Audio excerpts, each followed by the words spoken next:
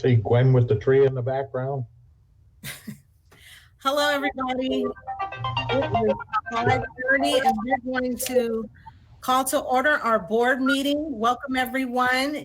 And we are going to start off with our pledge. If Mr. Gallo would lead us in the pledge. I'd be delighted to, if you would please stand. Thank and place you. your right hand over your heart and then repeat after me. Ready? Begin.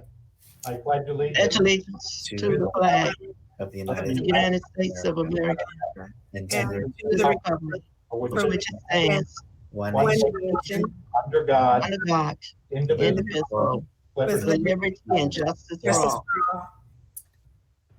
Thank you, Mr. Gallo. You're very welcome, and thank you.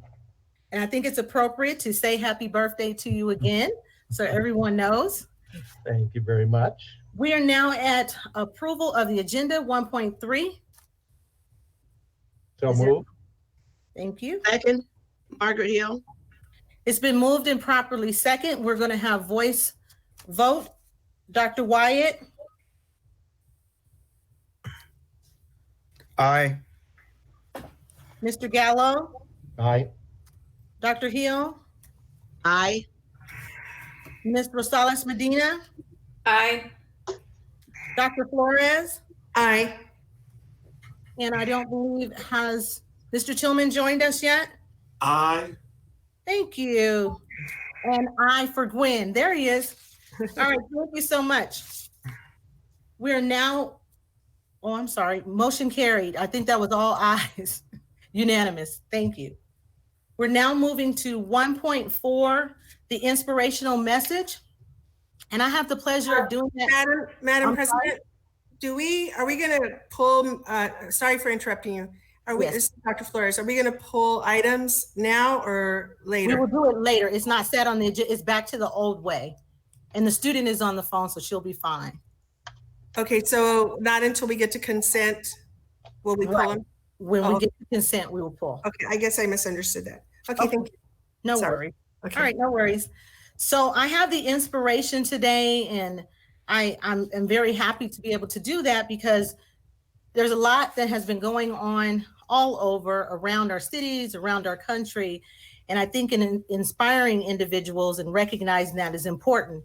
But I do want to first say that today is actually World Health Day.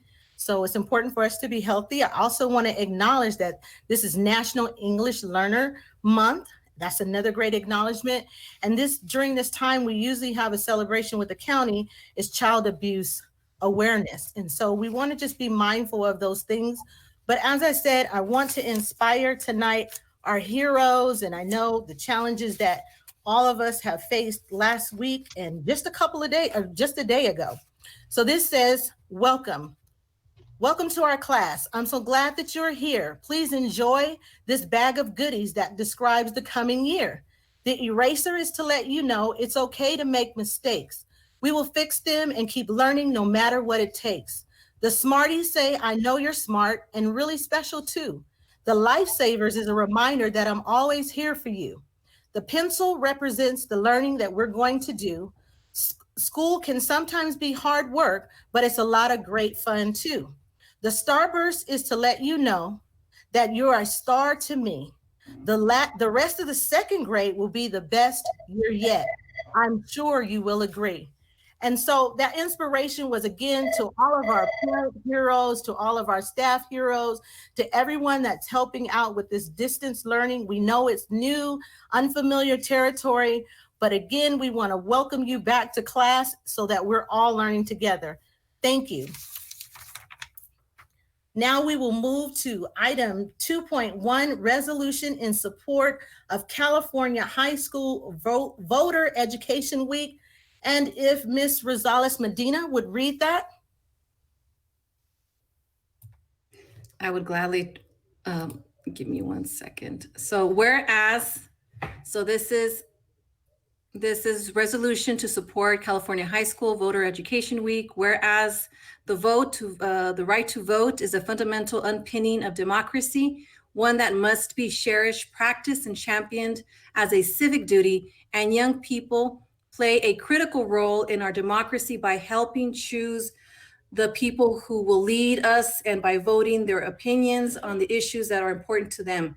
And whereas California recently announced the availability of an online tool that allows eligible 16-year-olds, 17-year-olds to pre-register to vote and then automatically become active voters once they turn 18. And by reaching out early and often to students, we can help them develop a strong, lasting appreciation for the value of voting. Therefore, be it resolved that the Board of Education of San Bernardino City-Fied School District declares April 12th through April 25th, 2020 as High School Voter Education Week and encourages schools throughout the district to participate in programs and activities that help register and pre-register eligible students to vote, while encouraging others to become informed citizens committed to being active voters as they reach voting age.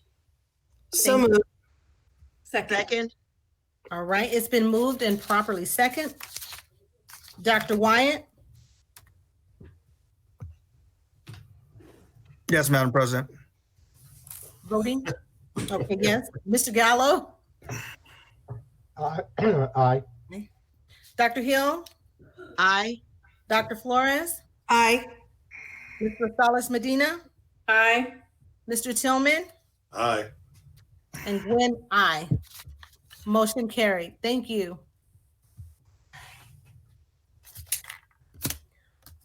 As we are getting ready to go into our closed session, I also want to encourage all of those that are watching.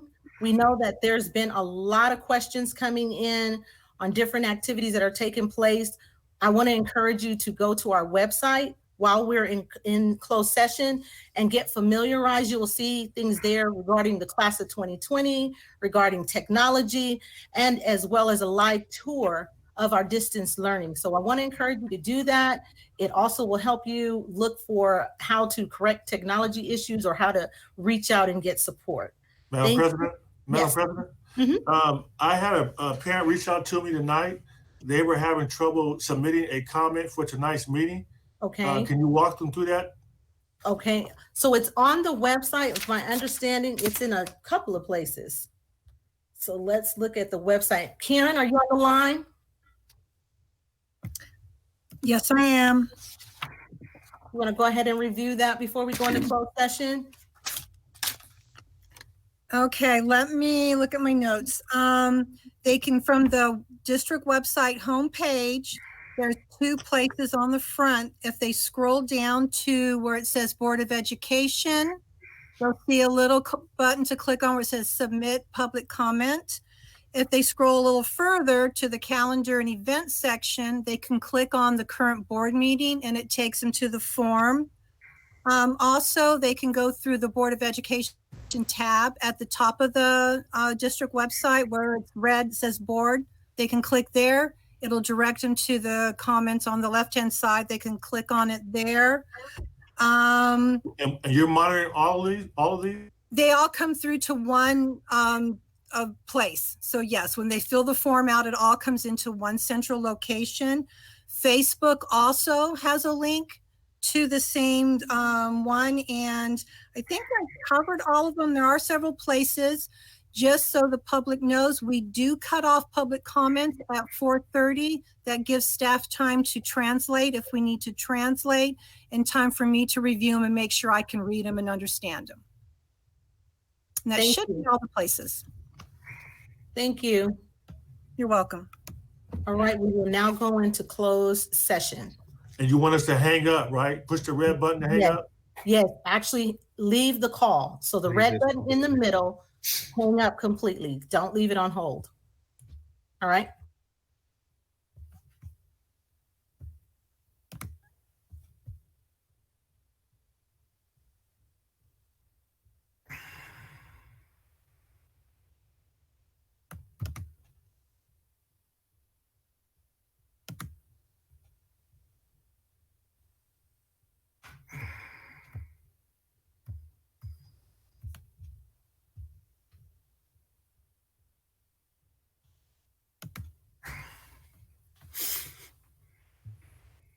Dr. Wyatt, it's Linda Bardier. You can hang up and join the closed session.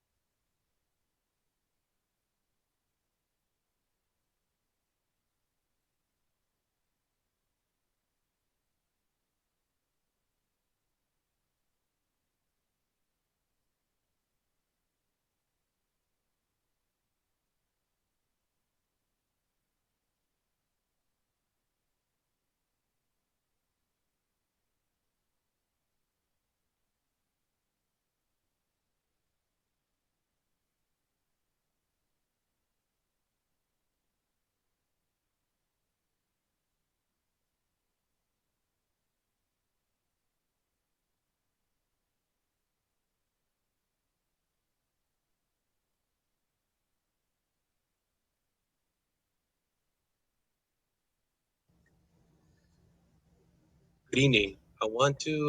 This is David Chavez. I'm the San Bernardino Unified School District Multimedia Manager, and I would like to help you navigate the new district website. So we have retooled it to meet everybody's needs on the questions that they have in the recent weeks.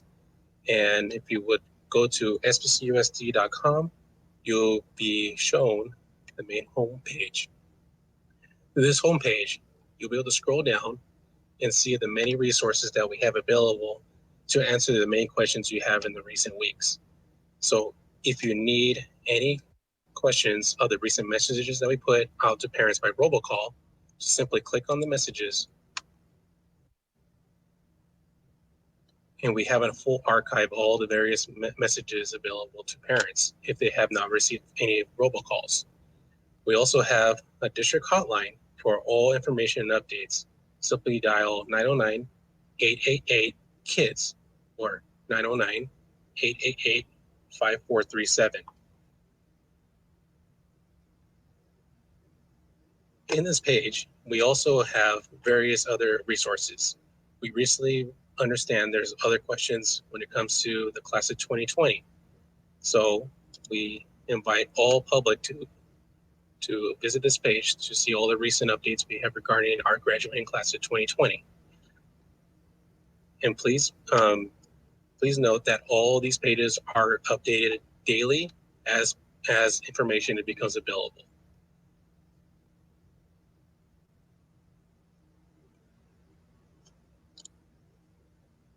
We also have childcare resources.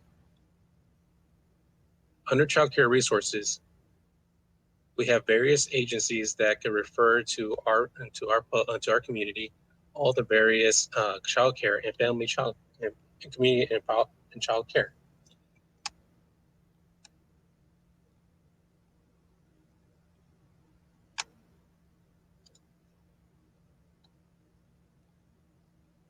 We also have a full list of our meal distribution sites that are currently serving food at these locations without the district.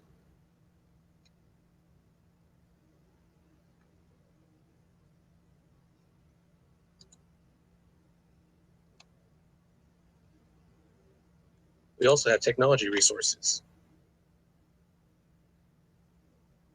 We also offer internet resources to our public that if you need internet, we have our partners such as AT&T, Comcast, and Spectrum. They offer all these various options for our public to get not free Wi-Fi. It would be cheap Wi-Fi.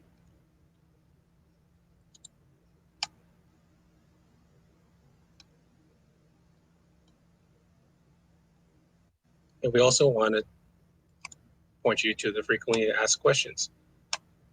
We invite the public to also visit these various departments that also have questions that have been coming to us by the public that are being answered daily.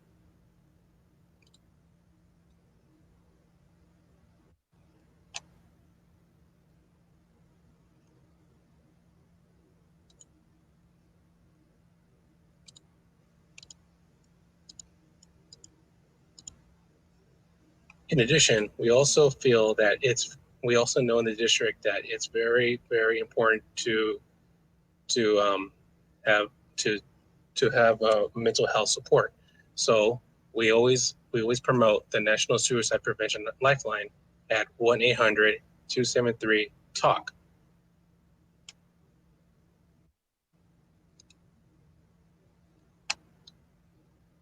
In addition, we also ask the public during this time, during the COVID-19 pandemic, we ask that if you see any suspicious activity occurring at any of our district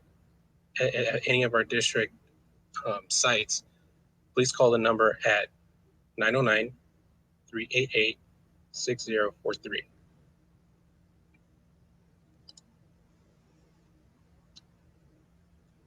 I'd like to thank you for listening to our demonstration. Thank you.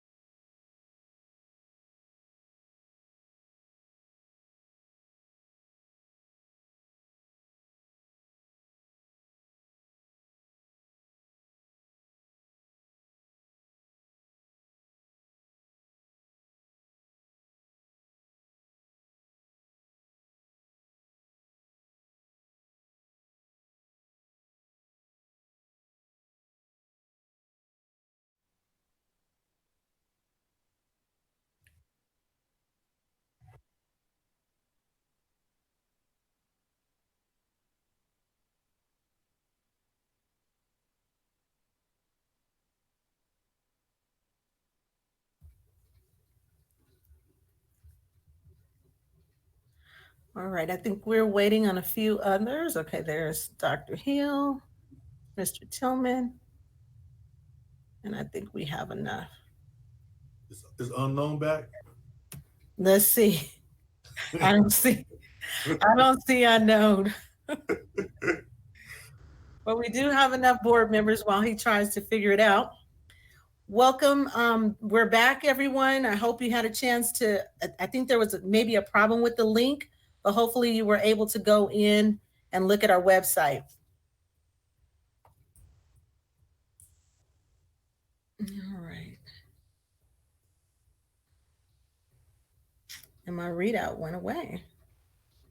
All right. Be it resolved that the Board of Education approves settlement agreement CI 1920-06 in the amount of $11,588. The Board of Education authorizes Deborah Love, Director of Purchasing, to sign the related documents. Is there a motion? So moved. Second. It's been moved and properly second. We will now do a voice vote. Ms. Rosales Medina? Aye. Dr. Hill? Aye. Dr. Flores? Aye. Mr. Tillman? Aye. Dr. Wyatt? Aye.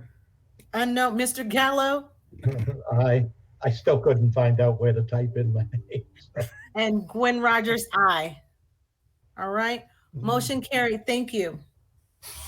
All right. We will now conduct a public hearing. We're opening up. I actually am gaveling my pen.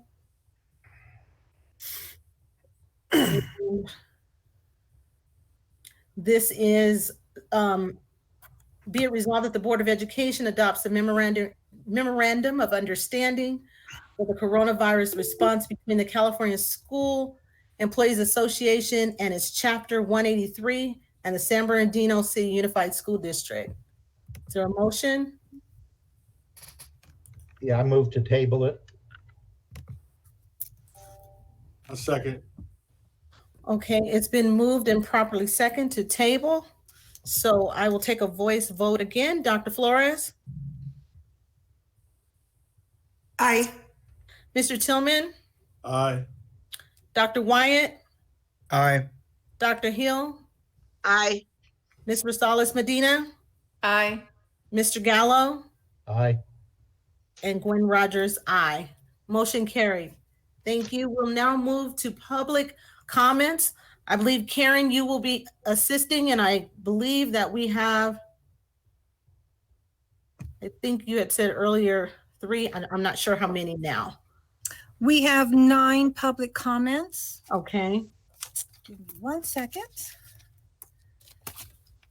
Okay, excuse me. The first one is from parent Tracy Roach, and she commented, when are students getting Chromebooks and hotspots so they can access online learning and they don't fall behind? I've been waiting for Chromebooks and hotspots for my kids since September. Next, we have a parent, Mia Cooper, and she wrote, I would like to take this time and tell the communications department, thank you for keeping us updated on what is going on within the schools. Also, I have just a few questions. 1, I would like to receive school packets for the following grades: kinder, 4th, 9th, and 10th grades.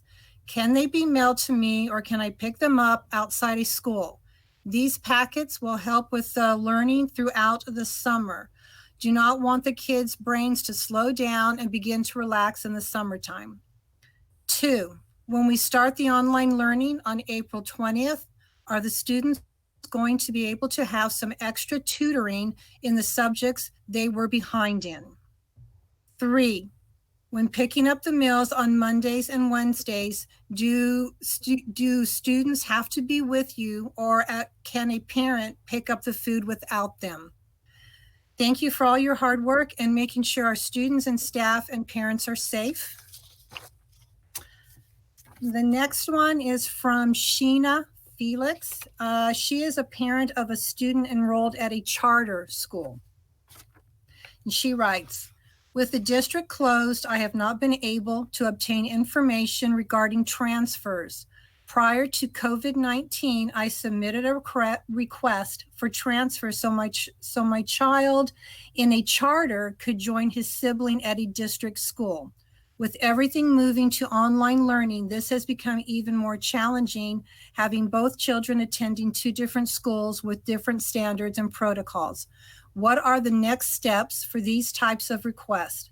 If no one is in the office, are staff telecommuting? Will I still be notified if the transfer was approved? This information should be disseminated to those awaiting responses. I have been in limbo for quite some time now and would like to know next steps, please. I am not sure if this is the correct form. However, I'm unable to reach anyone at this time and need answers. Thank you. The next one comes from a community member, Darcel Kennedy. Students are being told that their grades won't fall below their current standing. This knowledge, in effect, removes any incentive to engage in any academic pursuits. The concern is that students will fall deeper into the achievement gap. What is being done to motivate students to keep learning? Next one is from Rita Martinez, a parent. I appreciate all the efforts the district has done to help parents and making it possible for us to enroll our kids through your website. The person that assisted me has been so helpful and kind. I would like to suggest that when all this is over, the district finds a way of recognizing these employees. Okay, the next one is from Dr. Elsa Valdez, a community member. And she writes, a 2019 state auditor's report and a study by the ACLU and public advocates found that several school districts, including SBCUSD, is illegally using district LCAP funding for security measures, including school police. I agree with the finding from this report that this, and this is in quotes, robs over 1 million high-need students of tens of millions of dollars that should have been invested in positive student supports, proven to close opportunity gaps and improve school climate for low-income students of color, close quotes.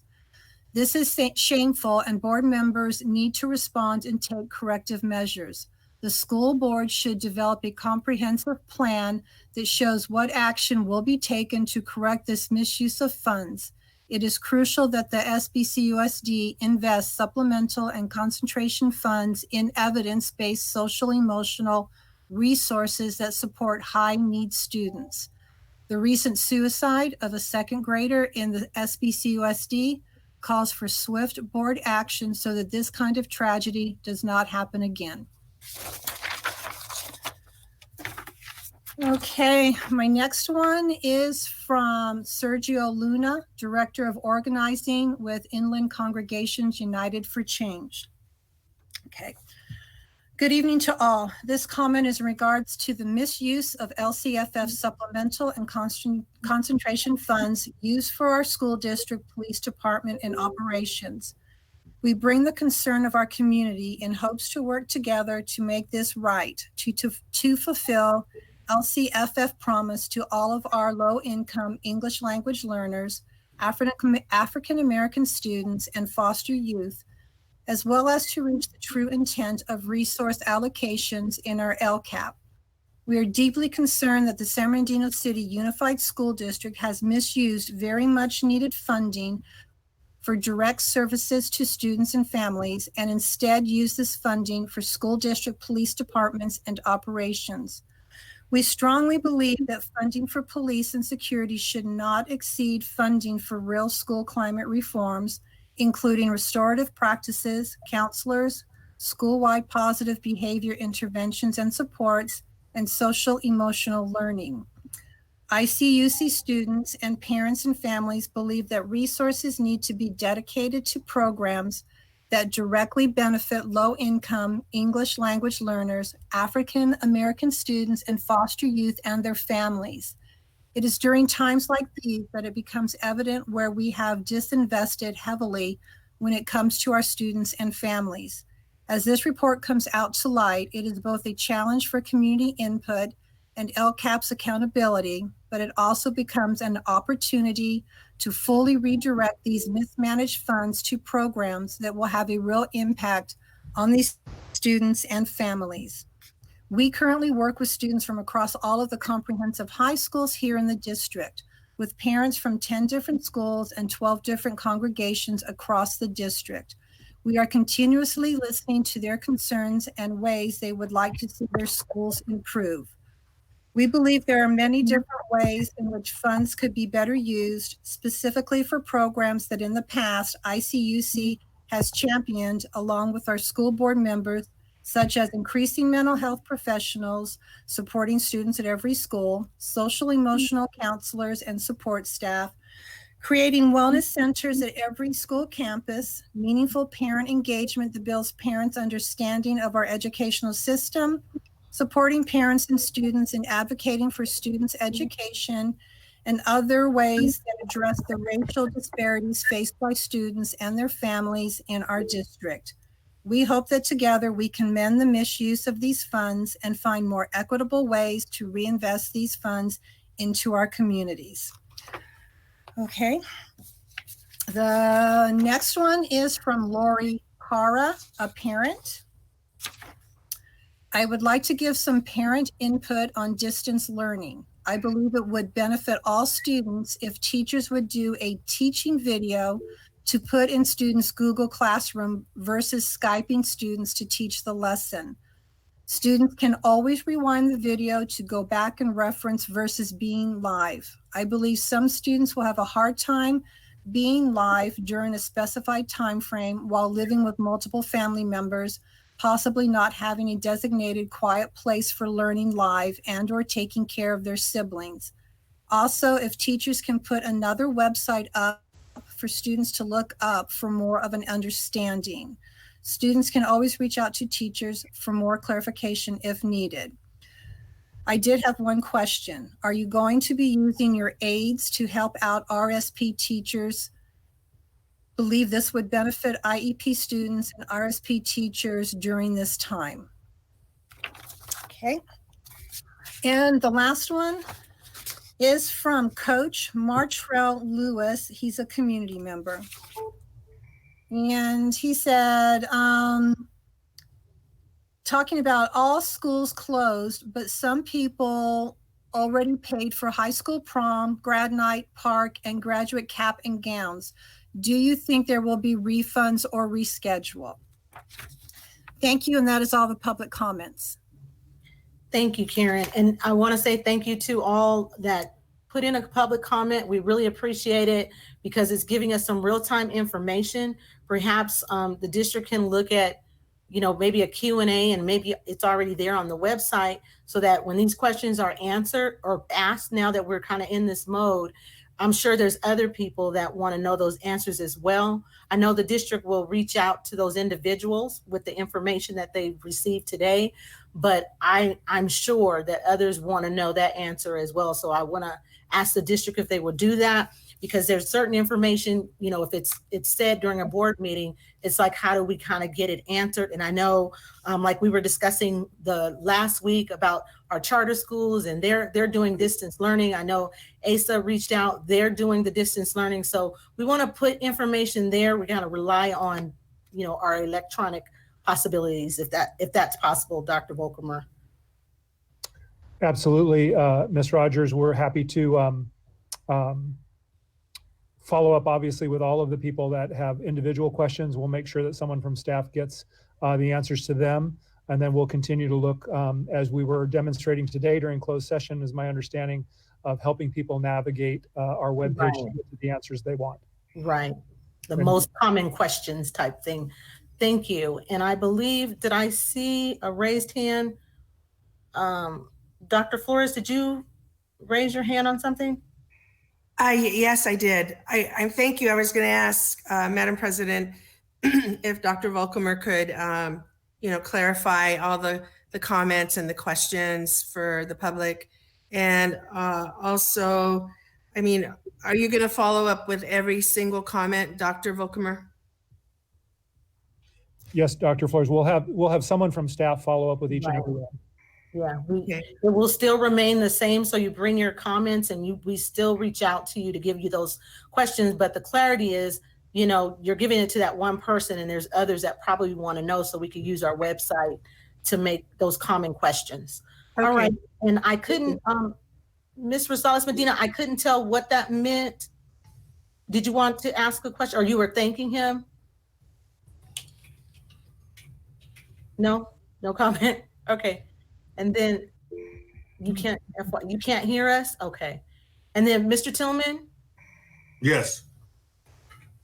I do want to make it clear, we talked about at the meeting before last, that there's the parent asked a question about refunds. There will be refunds for everything, right? For the prom? Yes. For, what else? Grad night? All end of year activities that students paid for will be refunded. And so how's that going to happen? Do they need to contact somebody, Dr. Mitchell? No, the schools are working with the IMT. So most of those funds go through their ASB office, and so there are accurate records for who paid what. And so we're fine. The IMT will determine the logistics alongside business services to refund those dollars. Thank you.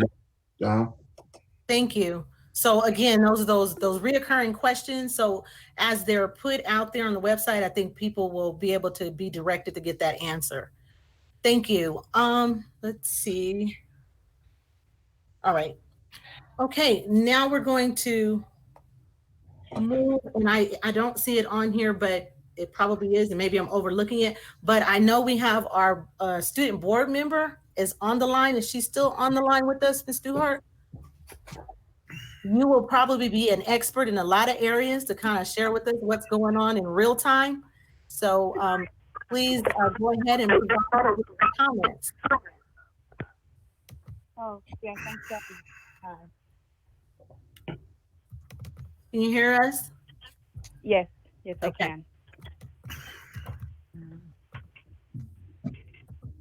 I can. Hi, everyone. Hello. So, well, as you guys know, it's my senior year. It's kind of different. I know we heard the public comments speaking on behalf of encouraging students to continue learning. And I know that kind of fell short speaking just for my class in general. I know a lot of my friends are just like, oh, I have C's or better. Just leave it. And that's kind of been the thought process so far. I mean, that it doesn't really work that. I mean, I guess like that's true. Your grades are going to stay the same, but you know, that's the whole 2 months of our education just taken. Is they have the mentality of, I'm still graduating, so what's the point, you know? That's where I would say seniors are at. All right, thank you for that. And no, we are definitely working diligently to see how we will transition this and still celebrate you. I didn't know, Eric, you're on there as well. Mr. Morales, would you like to give us comments? Hi, everybody. I agree with everything. I think it was Kayla that was speaking. And I just want to say I'm so glad to see everyone today. And we all seem to be in good health. I know the last few months have been challenging for us all. And I'm just letting everyone know now that I have faith that we will find ourselves at the end of all this chaos, happy, healthy, mindful, and above all, stronger than ever. Thank you all. Stay safe and have a good night. Thank you. And we appreciate you jumping on the line as well. Glad to see you as well. It's been a minute, but we are definitely working on your behalf. And any comments that you have for us, we definitely would like to hear. So thank you. Thank you. All right. Anyone else? Did I miss anyone else? Okay. All right. We are now at our reports and comments by our union organization. 7.1 San Bernardino Teachers Association. I believe we have Ms. Alcala will be making a comment. I don't know if she's on the phone or. Yes, thank you. Okay. Thank you, Gwen. Can you hear me okay? Yes. Okay. Good evening, President Rogers, members of the board and cabinet, interim superintendent, Dr. Volkemer. I am Ashley Beatus Alcala, president of the San Bernardino Teachers Association, and I am speaking to you tonight on behalf of the 3,000 members of SBTA. First, I want to thank the board for considering the health and safety of our employees and our community last week by making the difficult decision to extend our school closure through the end of the year. And over the past 2 weeks, we have been meeting with the district to come up with an agreement on the impact of the COVID-19 school closures and its impact on our work. We still have not been able to reach an agreement. We're meeting again tomorrow, and SBTA is hoping for a positive outcome so that our members know what to expect as we prepare to transition to distance learning on April 20th. Last week, during Tuesday's emergency meeting, Dr. Mitchell presented the district's plan as we transition to distance learning. I want you to know that SBTA has been included in the 5 committees that are organized and assigned to provide guidance for this work. And we look forward to continued collaboration with these committees and also the district as we begin to implement distance learning. We are doing everything we can to support our members as they navigate this new reality. And it is our hope as we move forward that we also remember to consider the magnitude of this virus and its effect on our members, students, and their families. We encourage everyone to be patient and understanding as we all learn together in this new environment. So I just want to thank the board for your support and also for your time this evening. Thank you. 7.2, California School Employees Association. Is there a representative? Gwen? Yes. This is Karen. They do want to speak, but I don't have them in yet. So give me a second to get him in so he can do his comment. Sure. Give me a second.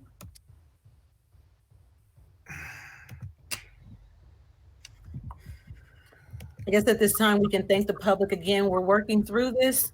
I think we're doing decent at this tonight with all of our virtual world, and hopefully it's coming through clear for you. And again, to our staff, what is this, your second day back after spring break, taking upon a challenge, and we definitely appreciate that.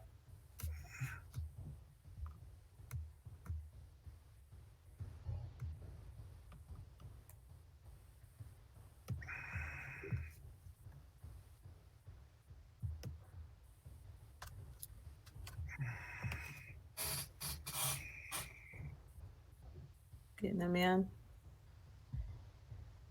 I'm not sure if communication workers are on the line as well. We come back to them? Yeah, is communication workers on the line? No, you'll have nobody else. So I'm just inputting them right now. Okay.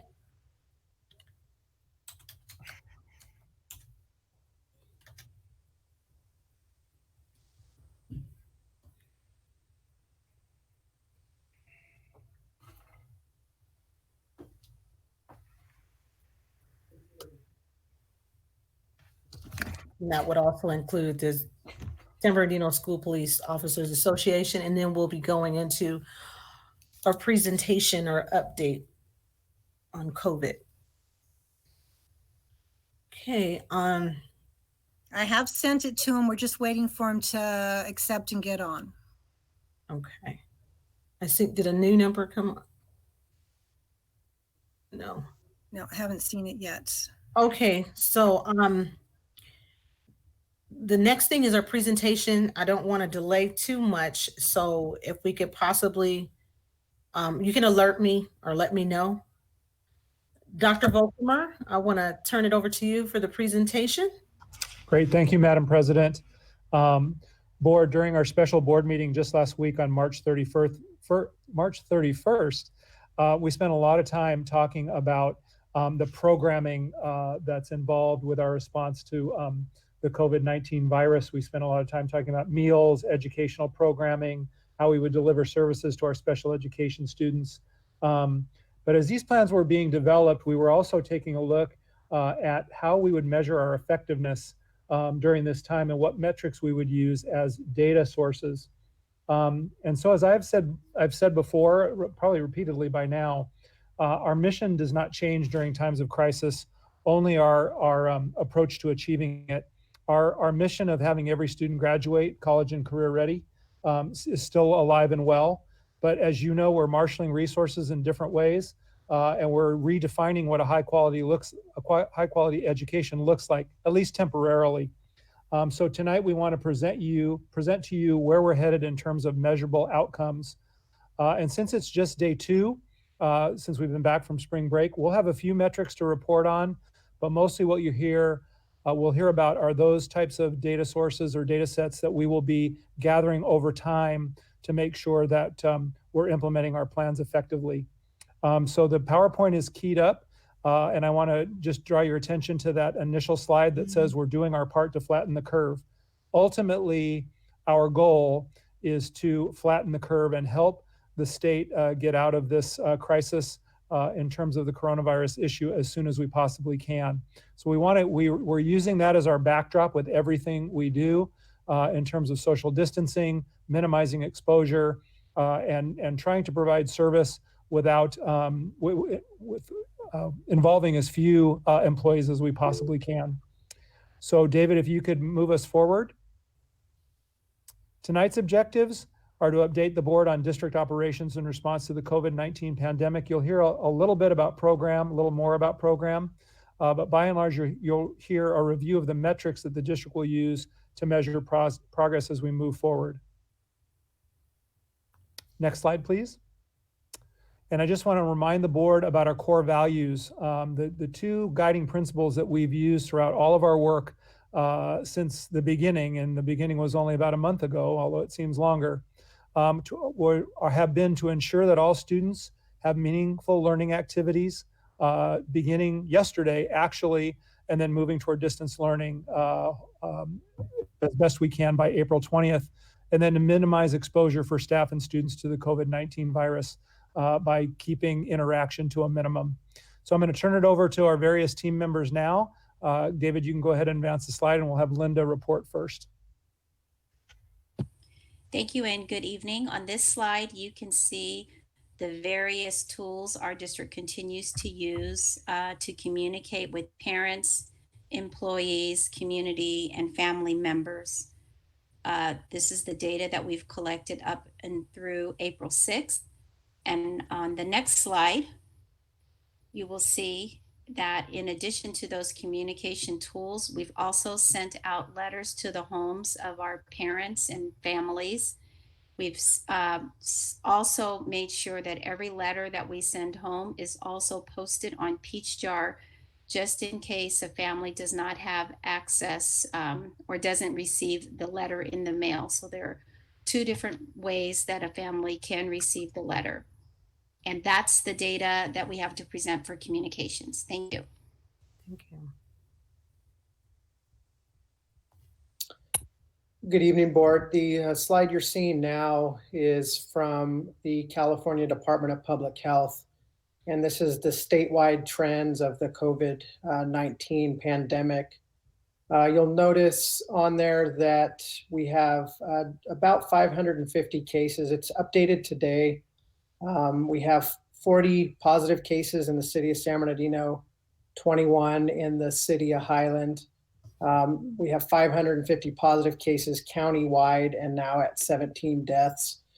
Statewide, from the numbers that we're receiving throughout the nation and the information that we're gathering, is that we anticipate the estimated peak date of this in the state of California to be on or about April 14th. So we're really trying to do our best to minimize activities and keep folks in their homes, adhering to the stay-at-home order until we start to see a downward trend in this. Next slide, please. So your incident management team is busy at work. Matter of fact, we are not sure what day it is any longer. We worked all day Saturday and Sunday as we're developing plans for device distribution. That's a heavy lift for our teams, but we believe we're going to be very successful. We're hearing positive things from our team members. We have about 35,000 devices that are going to need to be accounted for, cleaned, repurposed, and repositioned throughout the school district to allow for that delivery. We're also working on additional funding in following both state, federal, FEMA, and grant opportunities so that we can capture all of our dollars in the response and recovery. And we're safely coordinating the activities of about 400 essential employees daily. So we have about 400 employees that are working inside the school district daily, from our police department to our maintenance and operations small cadre. You'll hear of them in a little bit, our food services department. And we're also filling about 150 requests a day internally and externally through our incident management team, whether it's staff with questions, comments, concerns, or community members with questions, comments, concerns. That's about our daily average right now, is about 150 emails that we're ciphering through. So that's an update. Thank you. Thank you.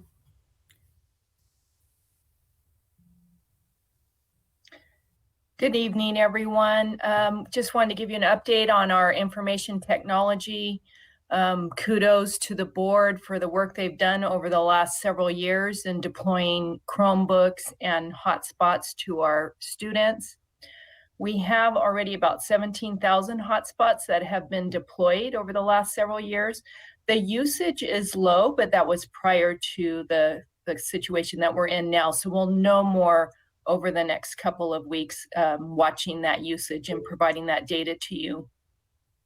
As you can imagine, there's a national shortage of computers, hotspots, and there is a challenge of connectivity as all districts move to distance learning. We have some hotspots on order, should arrive around April 30th, and ready to order additional 2,000. Mr. Mike 2 has applied for the Google hotspot donation. Rural districts are prioritized, but he wanted to get in the queue in case there's any extra availability from Google. And then I'm going to turn it over to Ms. Bardier to talk about how we're surveying families to really hone in on the students that do not have connectivity. And before you do that, Mr. Tillman, was there a question on from Ms. Christakos? Yes, Ms. Christakos. As soon as possible, can you give us a number in terms of how many computers are being taken out of the classroom? I just want to make sure that we immediately put in an order to purchase that many devices to ensure that when we do start school again, that those devices are here and set up in those classrooms. I think the worst thing we could do is go through this process and then not have computers in the classrooms when they start back at regular school. Yes, so the incident management team, Eric talked a little bit about it earlier. They are tracking all of that. They're doing a great job deploying computers to sites that need it. And so they have a record of all of that. Great. So I just want to make sure running status on that. Thank you very much. Dr. Flores, was your question for Ms. Christakos as well? It's for both Ms. Christakos and Eric Vitri. Okay. Go ahead. I just wanted to thank you, Eric, and all your team for working overtime. You worked on Saturday and Sundays, and it's a big lift to get all those computers, go get them. And besides getting them, you have to upload them, check to see if they're working. And how many did you guys actually upgrade or get ready? Dr. Flores, it's still a work in progress throughout this week, but we're anticipating touching about 30,000 devices by the end of this. Wow, that's a lot. And how big is your team? Well, we're using folks at the school sites as well. So we're deploying small teams to school sites, and then we're providing regional support at the district level for schools that may not have specialties. So my question to you is 30,000 going to be enough? Is that going to be enough for our kids? Yeah, we do believe that the number of devices we have within the school district is going to meet the current need. So I'm thinking about the mother that sent in a comment. So one device per family probably won't be enough if you have 4 kids, and each of the kids is going to have to, use the computer. So do we have, are are we going to give each child a computer, or is it just going to be one per family? Have we decided that? Yes, each child will receive a computer. As an example, we had a couple schools that are ahead of us and were able to get devices distributed this week, and they brought that to us. They had a family that showed up with 4 students from various schools and said, can we just get our devices here? And we said, absolutely. You're here now. We'll give you the devices that we have here now. So we also want to make sure that we meet that need and that we're not sending families throughout the school district to get the devices that can pick them up. So that prompts me to ask you, is there going to be a central place to pick them up, or are we going to deliver them, or what are we going to do, or multiple ways? So our first phase next week will be at each school site. And we'll try to get out as many as we can at that point. And then following that, we're looking to regionalize where we can get them out at smaller locations so we don't have to keep every school staffed. So are our teachers going to be helping us in terms of determining which children have devices and which ones don't? Actually, that segues right into what Ms. Bardier was getting ready to touch on. Okay. Okay, so if I may, I'll go ahead and share the work that the communications department has done in partnership with our information technology team. This afternoon, about 3:30, we sent out a robocall to all families asking them if they are in need of either a device or internet access to take a brief survey. And from that survey, we already have close to 4,000 families that have indicated either need devices or internet access. And to Dr. Flores's point, one of the questions actually asked the families to identify how many children in the home need a computer. And then they could simply push on their keypad of the phone 2 or 4 or whatever that number is, or 0 if the family already has enough devices. So that data collected today and then passed on to IT so they can cross-check the responses from that survey to see which schools those students attend, and then they will work collaboratively with the school site and our IMT team to make sure that those students get their devices and the families get internet access. Thank you. So, thank you. I'm assuming that you also sent out the robocall in Spanish and that Spanish-speaking parents are also getting this, but and you said you sent out letters too for parents that don't have, phones or, cell numbers, et cetera, correct? Yeah, so we're trying as many different strategies as we can. We do it in English and Spanish, and we are now working with English learners to send those same letters to students who speak languages other than English or Spanish so that we hit all segments of our student population so that we can have 100% of our students engaged in distance learning. So then my next question is, because I'm a novice at technology, are we gonna also have ways of showing them how to use Google Classroom or any of the programs that we have? I mean, I don't even know how you do it because you contacted me and then I had tutoring and I was able to then, figure out how to do stuff. But I mean, it's taken me like 4 sessions, and still I'm asking questions. So are we gonna have our parents and children also? I know some will be able to do it, but others who've never had a device, to themselves or never used the programs that we're going to use. That's one question. And then the next question is everybody going to use Google Classroom? That's the second question. Yes, I know that Google Classrooms is the platform that the district is going with, and Dr. Mitchell's team has done an exceptional job developing all of the support tools and training videos and so many different ways to help not only families, but also teachers and administrators get up to speed with this new technology. Okay, great. Okay, thank you. Thanks. Okay. That's it. Thank you very much. Who's next? Up next?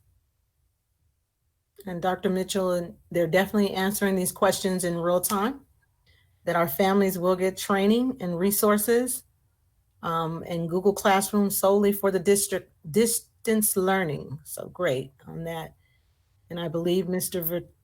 Vortier also said those that need them will get them. So thank you. Who's up next? That's back to me. Okay. So you should have received 2 BCs, one on facilities, one on maintenance and operations, with a lot more detail than this slide is providing. But basically all non-critical projects will be delayed until June or beyond, and plans for staff working safely were provided and are monitored by the IMT. So for maintenance and operations, we want to ensure that critical building systems and asset maintenance will commence on April 13th.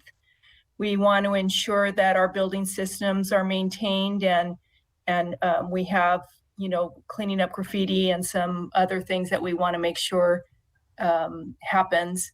We'll have about 48 staff members work at various district sites. They'll be on staggered start times, our grounds team.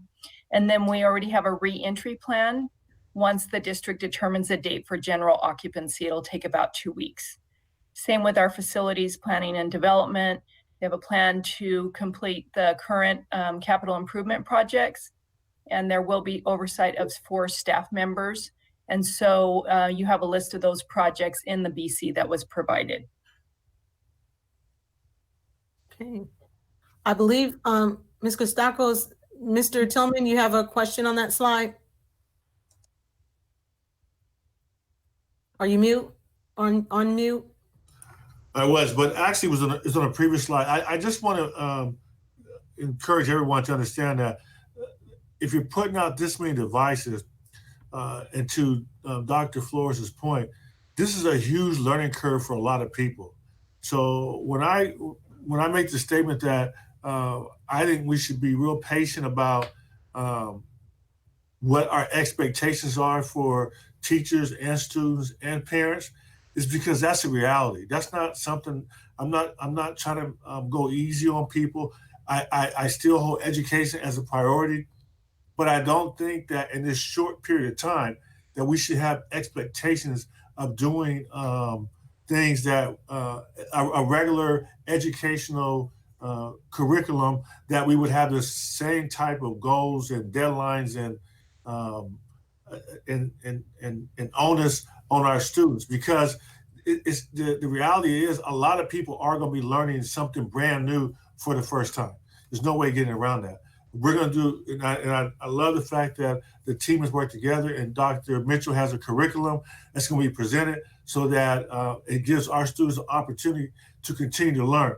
And I think this is the one time the student board member said, what is it? Some students say, I already have passing grades, so I'm not going to worry about learning anything else.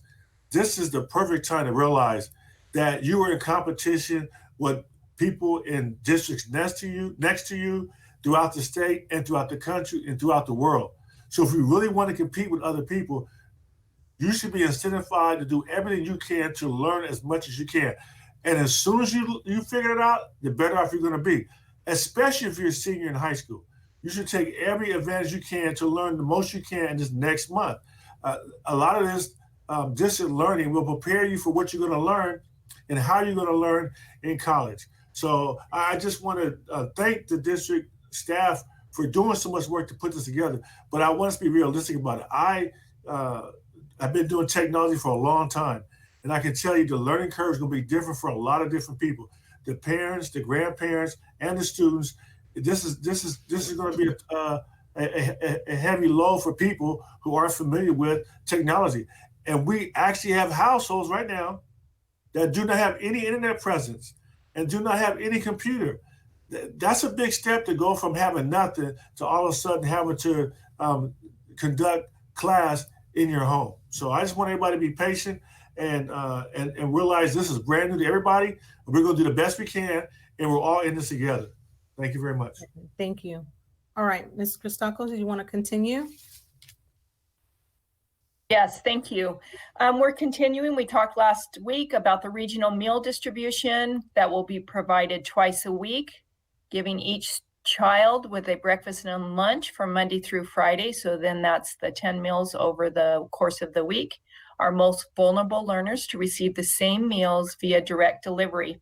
I do want to say the name of the sites. We added one since last week.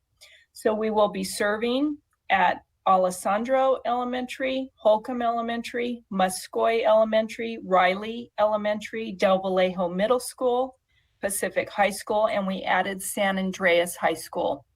So yesterday, we averaged 5,322 meals plus 682 meals that were delivered to our most vulnerable students. So the total meals distributed on Monday for Monday and Tuesday was over 12,000. And we heard the board's concern, and what we have done is set up a meals hotline so that parents and community can comment on the meal distribution program. This went live yesterday and we tested it out. Nutrition Services returned the call right away, but as of 4 this afternoon, we did not have any calls or comments. Excellent. Thank you. Yes, let me talk about human resources and some of our metrics. In terms of negotiations, we had a tentative agreement with CSEA. Obviously, that has been tabled by the board tonight. Communication Workers of America, our first meeting with them will be on Thursday. With the Police Officers Association, we have had 2 meetings. We have a third scheduled for next week. And as Ashley mentioned, with the Teachers Association, we have our 5th meeting scheduled for tomorrow. Next slide, please. Also, the HR department will be working with all sites and departments in terms of utilization of employees. We have a lot of employees who are working remotely. We have some that are actually at the sites, depending on the day. So we will be working with those sites to see what other job responsibilities and contacting parents, working with students, also training opportunities. And I'll have a report to our cabinet on that on Friday, and then report back to the board on April 21st. Thank you.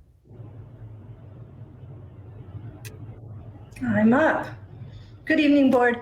So the special ed department has been working diligently to make sure that we are meeting the state and federal legal mandates to the greatest extent possible. So this means the district has to make an honest effort to provide services and meet legal requirements outlined in the Individuals with Disabilities Act, IDEA, again, to the greatest extent possible.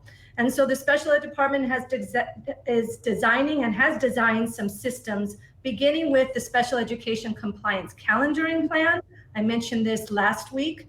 As of today, 81 participants attended the first training. That was last week. The rest of the participants attended today. And so all of our principals and assistant principals have been trained on this calendaring plan so that they can start planning for remote IEPs, and I'll talk about that briefly. We have also provided guidance to our charter school operators, so they receive the same training on compliance calendaring. As you know, they are their own LEA, but as their SELPA, we are supporting them in how they can meet their compliance requirements.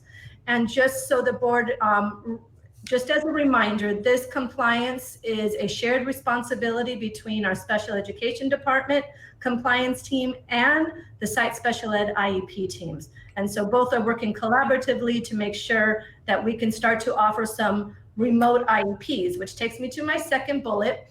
So effective tomorrow through May 1st, the IEP teams at the school sites are to be developing their plan for how they will schedule remote IEPs that will take place shortly. And while they're doing that, the special education department is developing the infrastructure behind these IEPs. So infrastructure includes things like, but is not limited to, how do we ensure confidentiality during these remote IEPs?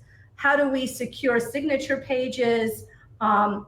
What might the how do we ensure that the goals are being met? All of that needs to be done. The special ed department is working on that. We actually spent 2 hours today planning out what this infrastructure would look like.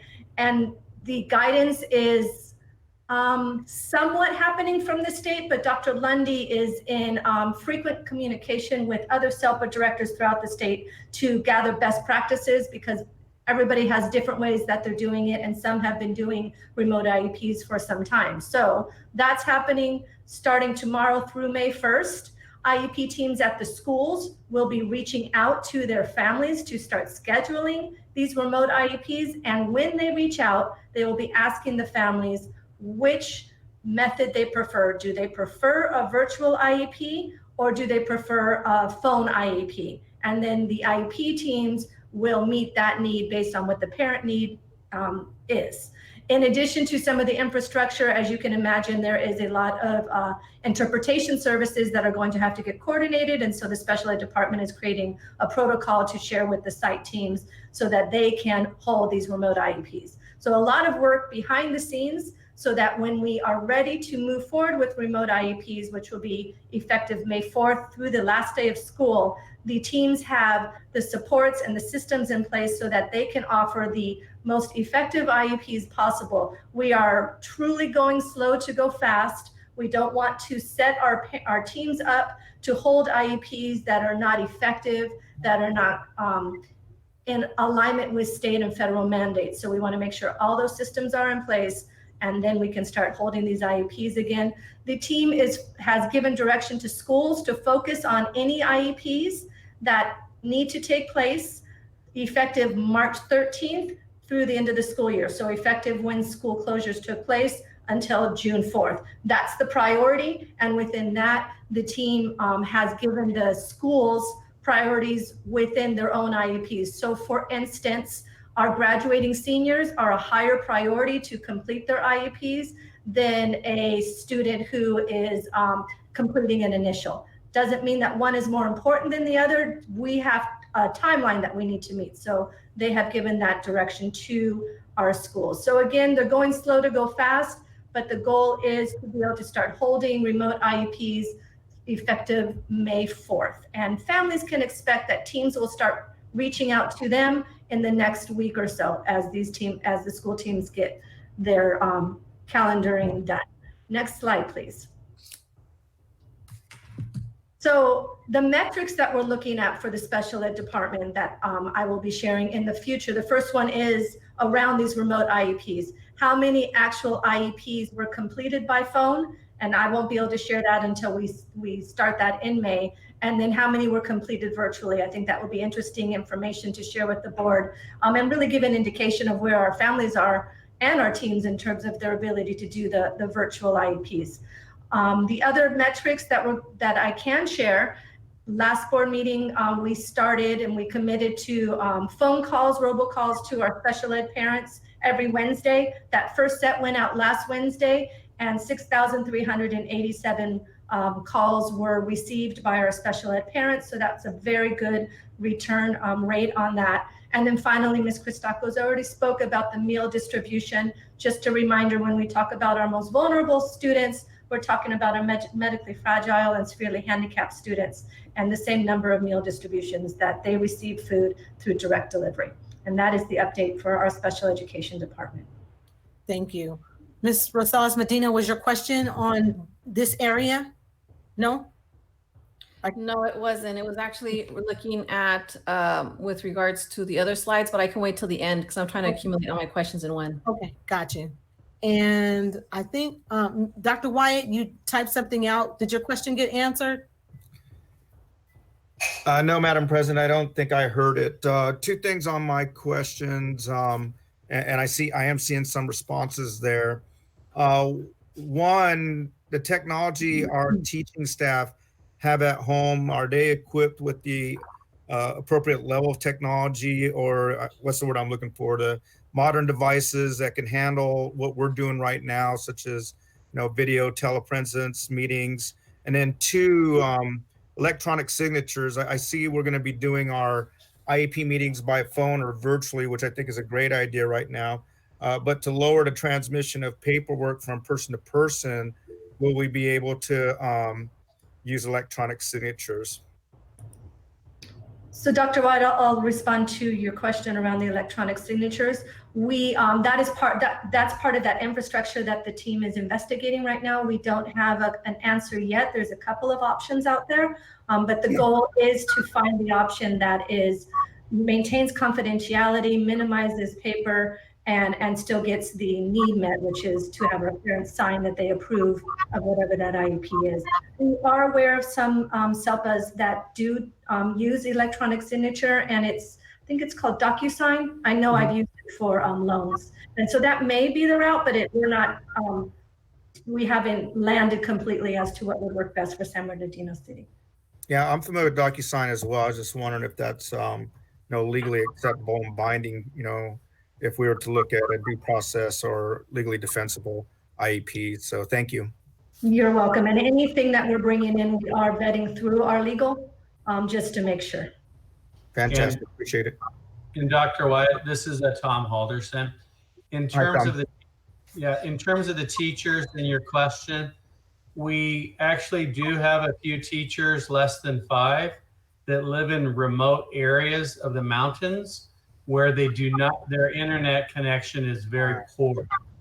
So we'll be working with Ashley on that. We have some ideas of how those teachers can still perform the tasks, but they won't be able to do it at their home. All right. Thank you, Tom. Fantastic answers. Appreciate you both. Mr. Gallo? Yes, thank you. Rachel, I've heard from several families that really appreciated the personal touch and reach out by your teachers. So the feedback's very, very positive. Thank you, Mike. The teachers care a lot about their kids, and so in this difficult time, they miss them as much as everybody else does. You bet, and it's so much importance, for our student base as well. Having these positive adult relationships are critical. Absolutely. Okay, thank you. Next up is that Dr. Perez. Yes, thank you. Good evening, board. It's my pleasure to provide an update related to the work of the Student Services Division. The update tonight will specifically address childcare, bullying, as well as physical and mental health services. I will provide an overview of each topic along with our team's approach for supporting and meeting the needs of our students and families. And then I'll move into sharing related data. So we'll get started with childcare. The family engagement team, along with the support of the other student services departments, have created a resource for families that outlines the various options available for childcare within our immediate community, as well as providing information for childcare referral agencies that serve our region. This information has been shared with families via our district's webpage and social media outlets. Our communications team has also supported spreading the word via robocall to all our SBCUSD families. As we transition into the distance learning environment, we realize that there's still a need to address the safety and well-being of our students, and we are adjusting our approach to matching the need. I'd like to reassure our school community that we'll continue to operate our bully intervention system. The use of the QR code will still be used to report bullying incidents, and we will be communicating and publishing reminders regularly to keep this information accessible. This brings me to the final topic of physical and mental health. Our SWIS team, in conjunction with a variety of community partners, have outlined an approach to meeting the physical and mental health needs of our students and families via a virtual platform. Needless to say, the team has been busy collaborating and innovating around how to best meet the needs of our community. They have collectively had interaction with over 800 students and families regarding topics ranging from the request for student records to supporting families of our foster and homeless students to walking parents through the instructional resources. For the next couple of slides, we'll provide preliminary numbers related to data that we will continue to track throughout the course of our school closure. Next slide, please. So we're sharing information related to childcare data. And at the last board meeting, I heard the request and concern from our board around how many spaces are available within the local agencies. So we'll keep reporting this data each and every board meeting. So the information you see before you is as of yesterday. Spaces available within the handful of local agencies is 377. We currently had 6 families requesting services. And at this point, 0 families using the services because we've just made those connections for them to the appropriate agencies that can best meet their need. And I know that there was some question and concern around providing support and guidance for families with relationship to how they will afford these services. And we are working alongside families diligently to ensure that we're connecting them with the appropriate child care facilities that will be able to meet their need on the financial end as well. The second piece of data that you see there before you, again, this is all, we're seeing lots of zeros at this point because we just deployed as of yesterday. So our bullying data, we don't have any cases that have been reported yet, but I do want to reassure the board that obviously there were cases that we were still working before spring break took place. We're picking those cases back up and using those, through the virtual platform and getting ourselves comfortable and familiar with how to navigate that and ensuring that the students who had open cases prior to us leaving for spring break are not being neglected. We have folks contacting them both yesterday and today to get things rolling again. And we'll continue to provide updates to our board with relationship to that support for our student. Next slide, please. So this slide is provided as an outline of our process for physical and mental health service referrals, just so that our community and board can see that we have a process in place and what that looks like. So as teachers and or administrators interact with students and become aware of a need, the referral can be made to the school counselor. The school counselor will provide support to address the need or refer to the wellness team. That is part of the Student Wellness and Support Services department within Student Services. The wellness team will evaluate the need and refer to appropriate service provider, like Hazel Health for strictly health referrals, Victor Community for mental health supports, or IEHP Navigator and Uplift Family Services, which provide a variety of supports. So based on the family's need, the wellness team will determine who the family gets referred out to.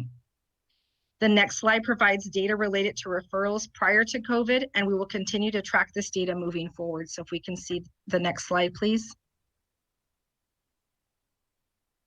So we outlined the type of support and the number of referrals that we had pre-COVID. This is important because we want to see if there's an uptick. Do we need to adjust our approach and response based on how the number of referrals we start to see? So we have our counseling service referrals, and it gives you an outline of what, when and how those supports would be deployed. You see the wellness team. That is actually a team that we have repurposed in this school closure time. We took the work that they were typically doing and have repurposed that so that they're the primary team looking at all referrals coming from counselors to say, okay, who can we best connect our families and students with? So that is the type of work that's going to be required during this time. You know, folks, there's plenty of work to definitely go around. It's just about repurposing and matching people's skill set with the need. We also have Hazel Health as well as IEHP and Uplift, who will help us with the physical and mental health services. And so as you can see, we have a lot of partners who have stepped up and come to the table to help us during this time. And you can see the preliminary numbers there pre-COVID and what our services were looking like, and those referred, those receiving service, and those completed. And again, we'll continue to provide that data as we progress through this school closure. That is the information that I have for the board this evening. I appreciate your time. Okay, this is Keenan Mitchell. have the next session. David, if you can release the screen. Board, I'm going to take control of the screen to show you a whole lot of great resources that the teams have created. So give me 1 second to get set up.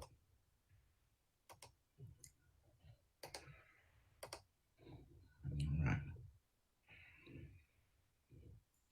So board, before I begin, tonight I want to update the board on our distance learning plans. And so before I begin, just want to respond to a couple things I heard the board say tonight, just to reassure you. So number one, I want to echo the sentiment that our SBTA president, Ashley Bettis-Alcala, has been saying all week, or since this time has started, is that she really wants us to be reasonable and flexible with our staff and students and parents.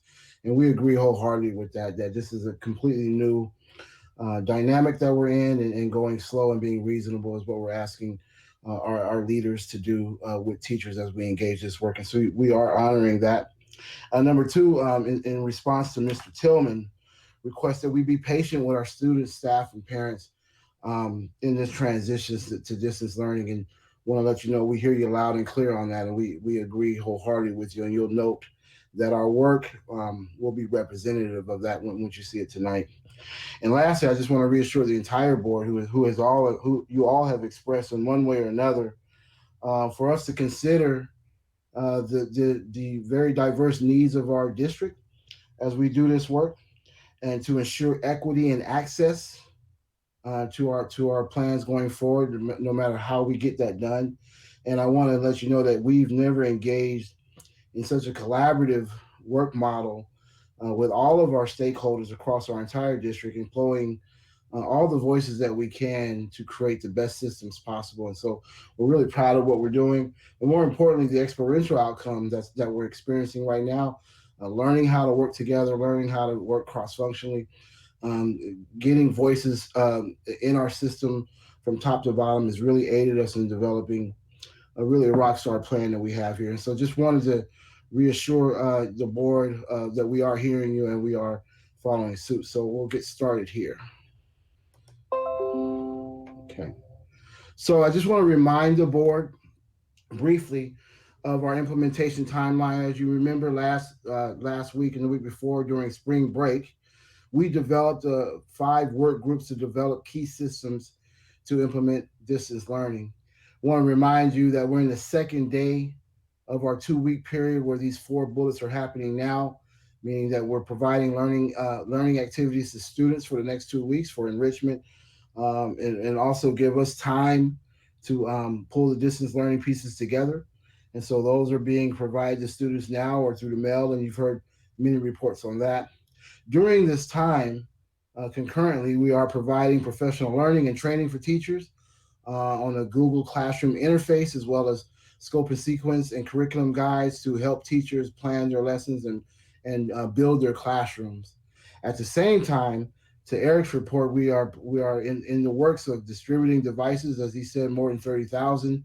We've established student emails, and we're working to ensure internet access, as you heard from Ms. Bardier in her robocall, that we're already getting some great data on right now. And then also wanted to reassure you that we did have a team build some resources and supports to parents to familiarize them with the platform, to walk them through how to access the platform. And those efforts will continue to grow and morph to meet the needs of this community. And it is our intention to go live with Google Classroom April 20th. Next, I just wanted to remind you that we created 5 work groups to provide deep analysis, research, and guidance on key systems to support our shift to the district-wide use of Google Classrooms.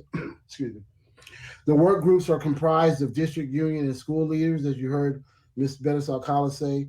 Teachers were involved, as well as certificated and classified support staff representing all divisions. As I said earlier, we have just really experienced all hands on deck, all voices matter dynamic here in developing this new distance learning model. And so as such, we developed the 5 work groups that you see here. The first one is on professional learning and training, and that was to address the deep need and immediate need to train our teachers both the Google Classroom interface as well as how to build classrooms on it, and then also how to interact with students. Number 2 is around scope and sequence, meaning what are we expecting teachers to teach in terms of the State Common Core. Our curriculum guidance, really what that is, or supports the teachers to give them resources. We reviewed our current curriculum guides to ensure that we are using digital access and digital resources to support teachers teaching. Differentiation really speaks to supporting our ELLs and our students receiving special education services. And then we're also looking at teacher support in terms of helping teachers design their classrooms, helping schools determine when they'll teach what subject, helping teachers to plan as grade levels, subject areas, and so on and so forth.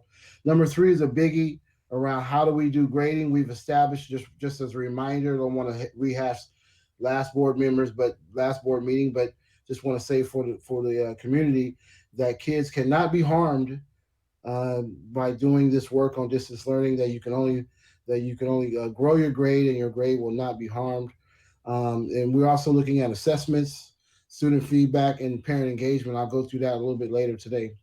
Number 4, devices, internet, and remote troubleshooting. You've heard a lot about that tonight. You've had a lot of questions around that. I think that Eric and Ms. Bardier was able to answer much of that. And then again, as you heard Dr. Menares speak of, in related to students on the IEP, that our high school seniors are our most vulnerable in this time right now, given that they're just short of exiting our system. So we wanted to make sure that we put a special lens on this group to make sure that we take care of them as well as we can. And so we just chose a couple of things that we've heard from you in terms of what you've asked for. And so there's a lot that we can show you, but we've chosen to show you just a couple pieces from the professional learning courses. These courses started yesterday, and we had such a response from teachers that the registration system shut down for a couple hours, and staff had to address that. So we want to show you what teachers are actually registering for. I want to give you a sense of the scope and sequence and curriculum guide that we've created to help teachers plan their days, and then want to give you a sense for what resources that we are providing for parents. And so I appreciate Dr. Flores' question around what resources are we using. And so let me jump right in. This video is about 2 or 3 minutes, and just want to share with the board. Welcome to the San Bernardino City Unified School District's Distance Learning How-To Hub.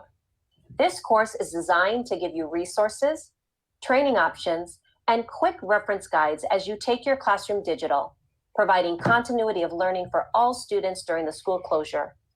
Your first stop is this landing page, where you will select a button based on your role. Educators will click here. The page is set up in sections that focus on different areas. This top section contains best practices for successful online teaching, as well as the SBC USD Distance Learning Interaction Guidelines, best practices for online meetings with students, and evidence-based articles on distance learning. Below, you will find the resources for Google Classroom, Google Hangouts Meet, G Suite tools, and additional tools for distance learning. In the Google Classroom section, you can sign up for a live webinar with our district training team. The webinars will provide an opportunity for you to build your Google Classroom along the way. The first webinar will be Google Classroom 1, focusing on the creation of your classroom, adding students and staff, announcements, and classwork. The Google Classroom 2 webinar focuses on creating assignments, student feedback, the grades page, and parent participation. All educators who complete the live webinar training will receive certification of Google Classroom readiness. You can also sign up for a live support session, access on-your-own training videos from the Google Classroom series, or view screencasts from district demonstration teachers' own Google Classrooms. Implementation guides are also available to support your work. They provide step-by-step guidance for creating a successful Google Classroom. And if you need a quick reference guide for a specific task, just click here. Counselors, please refer to your level-specific Google Classrooms with resources provided by Student Wellness and Support Services. As part of the distance learning toolbox, find resources on the live video conferencing tool Google Hangouts Meet. Explore the applications in the G Suite, the Drive, Docs, Slides, Forms, and Sheets. These apps are the working pieces of the Google environment. The additional tools for distance learning section includes resources for Screencastify, a tool you can use to create short video lessons to post for your class to watch, and information on 2 accessibility features students can use as they work digitally. Join the Don Johnston Live webinar training to learn how students can use these tools. We look forward to working with you as we move into distance learning and keeping our students engaged in learning through the COVID-19 school closure. So you can see board, very interactive piece around our distance learning. Hi everyone, my name is Ashley Ortiz. I work at Curtis Middle School as a special education demonstration teacher. Today I'm going to show you how I set up my Google Classroom using a secondary. Sorry about that. So next I want to show you briefly what our scope and sequences look like. Again, the purpose of the scope and sequence is to really identify where we should start teaching, what are we looking for in terms of the Common Core, on what focuses for the teaching, and so on and so forth. And so you'll see here that what we've created here are easy one-stop places to go to see 3 weeks worth of teaching here. And you can see it's by standard, and teachers just click on these kinds of things and they'll see various resources. Take some right to, like this is the standards that will be taught, and teachers can go here and see various resources and planning and things they could use in their classrooms. Okay, and then let me show you a secondary one. So this is what you would see in a 6th grade classwork, and you can see the scope and sequence here. And for example, this is what a teacher would see in terms of what to teach when, and so on and so forth, the different units of study. And all this stuff is at the teacher's fingertips. And lastly, board, I wanted to share with you a parent website that we have put together that will go live probably early this week. But this is for our families. Resources for parents. I want to make it clear that these resources are outside of our scope and sequence or outside of the state standards. These are extra enrichment activities and supports that parents and students can use weekends, after hours, and so on and so forth. You see we have a message for parents. We have the links that parents need to go to, like the Google Classroom, then go straight in there. Clever, as well as Aries, our Aries portal. And then all of the G Suite resources. And these are the learning resources for parents and students. I'll click on that. You can see here that we've identified different grade spans that parents could click on. I'll click on to grades K-2. And you'll see it has different subjects, including Spanish, language arts, English, science, social studies, and special ed. I wanted to highlight particularly the special ed one to show the access that we've created. And you can see the special ed resources that parents can click on, as well as very targeted kinds of disabilities that parents could click on and get some extra resources as well. So you can see this is a very robust site, has a lot of resources in it. And along with this, parents can also view on how they can log on and get resources and troubleshoot things as well. Okay.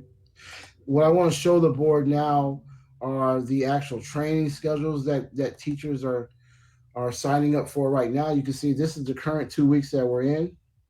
And we're asking teachers to complete Google Classrooms 1 and 2 if they're not familiar, if they're not currently running a Google Classroom. And you can see there's limited seats, and we are getting a huge sign up right now, and that's happening right now.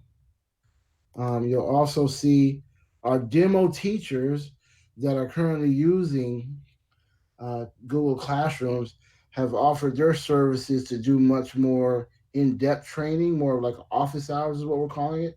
And you'll see that in the green, we have elementary school, middle school, high school, so teachers can go on to their various levels and get a little bit more in-depth training on very particular areas that our demo teachers are providing right now. Also wanted to show you that we've created a training particularly for our special education teachers. So our special education teachers will need to go through the Google Classroom 1 and 2, as well as these trainings that are specific to their teaching. Okay. Lastly, this will be the data that we'll share with you ongoing. The chart below provides data on evaluation measures for the classes taught April 7th. So this was just for yesterday. We had 196 participants in Google One. 129 of them completed evaluations. And on a scale of 1 to 4, these are some of the evaluation metrics that have come out for yesterday. And then you'll see with Google 2, we had 96 go through yesterday. 67 did evaluations with this level of scale that they chose on the evaluation. We estimate that by Friday, we'll have trained 1,100 teachers on Google One and 900 in Google 2. And today we had, let me just show you this data here real quick. Get out of this for a second. Today's numbers, we had 145 trained for Google One, would bring us to a 2-day total of 341. And we had 180 trained in Google 2, bringing us to a 2-day total of 276 teachers being trained today. And so that is the metric that we'll provide for you as we continue to go through this. And we know that there will be various levels of teacher comfort as it relates to this transition. And as I started with, we're going to be reasonable and flexible. We're going to be patient with our learners, and we're going to have a keen eye for access and equity across the district. And we know that there will be some places that we'll hit and miss, but we are committed as a team to doing the very best that we can to make sure that every student has what they need to be successful, and every teacher and staff has what they need to be successful as well. So with that, that closes my report. Thank you. Oh, one more thing, I apologize. We also had a level of work with our high school seniors. So we're hearing a lot of concern, of course, for our seniors. And we know that when we close schools down on March 13th, that we have a variety of, we have a number of seniors who may have been credit deficient. And so in collaboration between educational services and student services, these are the activities that we'll do to assist our seniors or to prioritize our seniors to ensure that they're able to graduate this June. And so schools will reach out to seniors that are in need of credits. And then sites will review their current policies and adapt them to best meet the needs of our seniors. Our credit recovery teachers will continue to monitor senior progress and encourage students to complete their credit recovery courses, which they'll be doing online, and then submit those credit recovery forms to the registrar once the course has been completed. Our counselors will evaluate senior transcripts for credit recovery needs and place the students into the necessary coursework. They'll reach out to individual students to provide additional support. And then with their current teachers, they'll reach out to seniors and encourage them to complete current and missing assignments to raise their final grade. So even our current teachers can help kids raise their grade before they have to make it up to a credit recovery. And then lastly, our site registrars will post credit recovery grades to student transcripts. And with that, that closes my report. Thank you. All right, thank you, Dr. Mitchell. Okay, Miss, I think it was Rosales Medina, and then Dr. Flores. Okay, yes, thank you, Madam President. So first of all, thank you for the presentation. It was really good information. I do want to ask, because as many of maybe the fellow board members receive calls and messages from the community, from teachers, from parents and students. So one of the questions was regarding the lunch, and this would have to go back to the presentation regarding food for our students. And there has been a few complaints of parents or students that are not able to receive food close to where they live. Many that do not have transportation, many that are actually on their last, a few meals for the week, and are, in some cases has been really emotional of how they were describing, how frustrated they are that they're not able to go get the meals. So I was looking at what other suggestions could we help provide to ensure that those families that are in dire need still have access to food. I know that the whole point of narrowing down the amount of school sites was so that way we don't pose a risk factor to the volunteers, to the employees. So then what can we do? And I was just thinking if there was a possibility of even having for those school sites that are not those 5 that we're offering currently right now, if there is a way we can have them maybe pre-register for food at certain sites, that way we can know where is the need at, and maybe just go at a specific time, not having it open like the other school sites, but just literally going and dropping off the food, making sure that the families were there. Is that a possibility? And I'm just posing that to the department to look at what we can do to really address the issue of those families that are struggling to eat, the children that are not able to eat. Ms. Rosales Medina, I'll go ahead and answer that. Anything is possible. This is our program. We can adjust it as we need to. I think the most beneficial thing that you can do, or any of our board members can do, is when they hear of a family member, get us their name and number so we know. We've done our best to regionalize the food distribution, but we know that may not work for everybody. If you can get us a specific family and a number to reach out to them, we can gather that data and say, we might have put too much resource in one area of town and another area, not enough resource in a separate area of town. That's the best data that we can have. The more specific you can be, the more helpful we can be. And then as we start to gather that data and we look at it across the district, we can adjust the program as necessary. Is there a way where, is there a number for someone to call if there's a need? Because it shouldn't be just where they're able to reach out to a school board member. It could be through a teacher, maybe a teacher knows of someone or a principal knows of someone. Is there a number that we can designate specifically for those when it comes to those resources such as childcare, food, and so forth? So, yes, we have a hotline, and I think Mr. Batir posted it inside of the chat. We also had it on the slide, and I know Mrs. Bardier is pushing that out as well.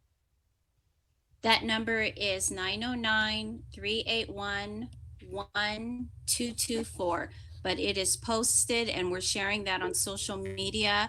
And there is the mechanism it takes is to record a message, and then a live person from Nutrition Services will follow up with whoever has left a message.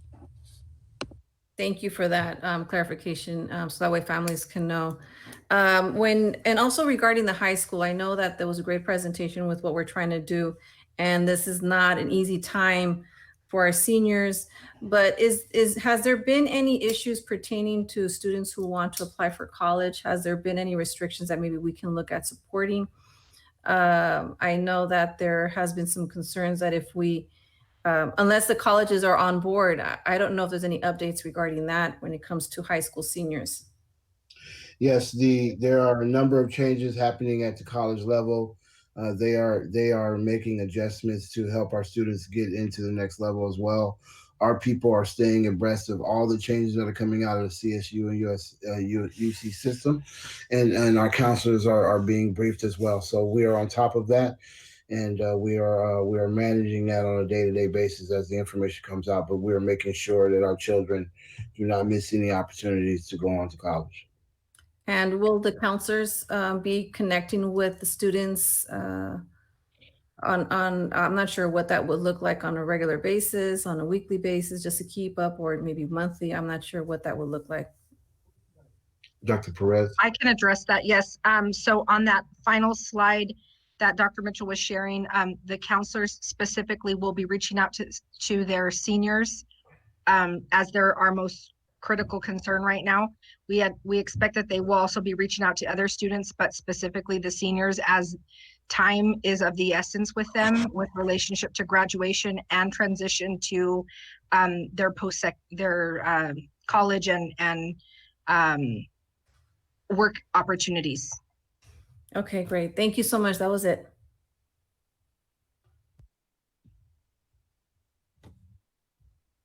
Sorry, I was muted. Dr. Flores? Yes, I have several questions or comments. I wanted to thank Janie and Linda Bardier for adding that phone number. Just one moment. I'm sorry, somebody's talking.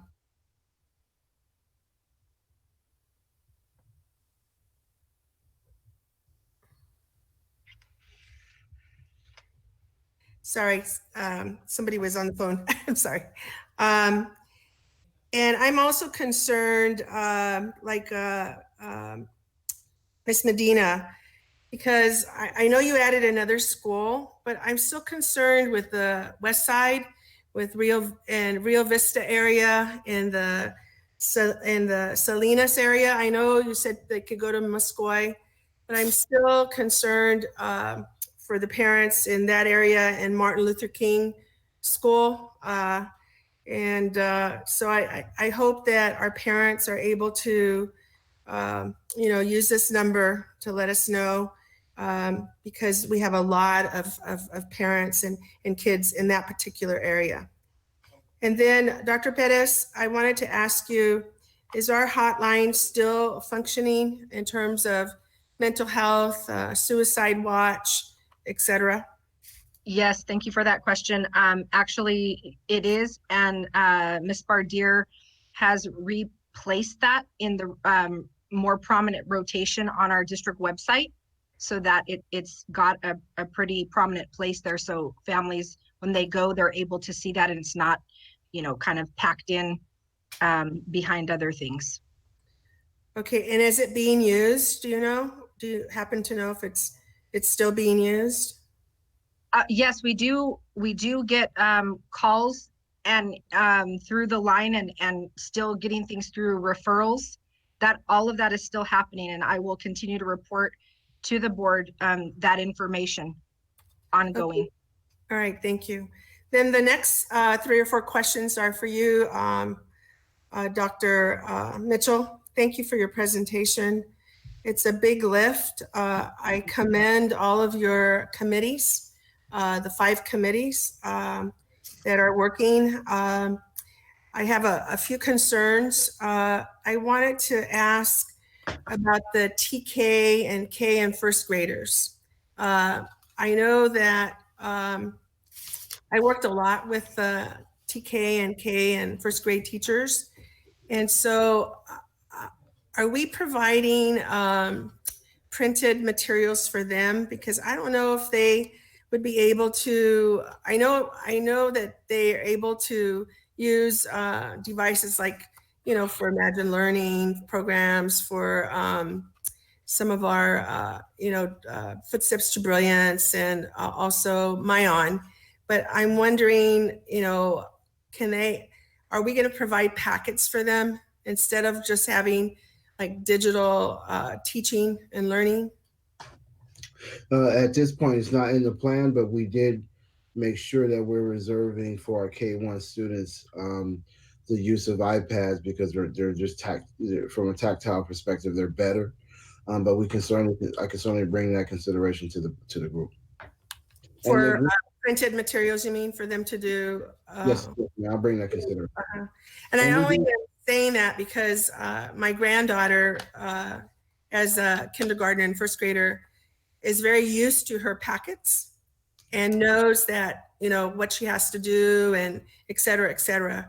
And I would think that, you know, they're so little, they need that routine. And this would be, and they only go on iPads for, you know, a variety, not a long time, but, you know, certain times during the day, and it's not a lot. So I was concerned about that. Got it. Thank you.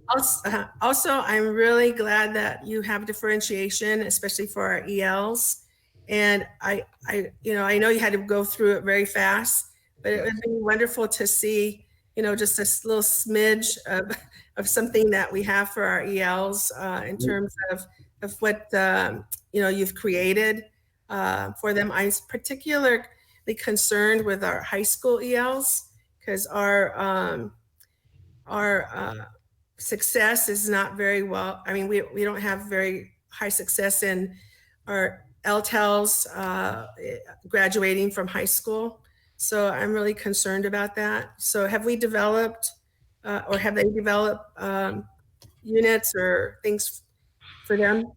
Yes. So and thank you for acknowledging the EL resources and given the time, I wasn't able to show you everything, but we have a load of resources for our EL students embedded through the whole scope of sequence and through the whole EL. So even prior to distance learning, we were very deliberate about conjoining Ms. Applegate's work and department with our base core program, so that we embedded all of our EL resources into our regular curriculum guides and scope and sequences. So that was already there. But on top of the distance learning, the team was able to add some additional resources from a digital perspective that I think add more value to what we're doing. So would be happy to have staff or myself sit down with you and show you a host of wonderful materials that are. Oh, I would love that. I would like to see also the other stuff, you know, and all the mathematics, all the other, I would like to a sampling of it just to see. Yeah, could not possibly give you everything tonight, but I know. Yeah, I'd love to sit down with you. And I want to commend the teachers. Yeah. I want to commend all the teachers for jumping on and working on learning Google Classroom. That's a tremendous lift, and it's just a tribute to them to learn.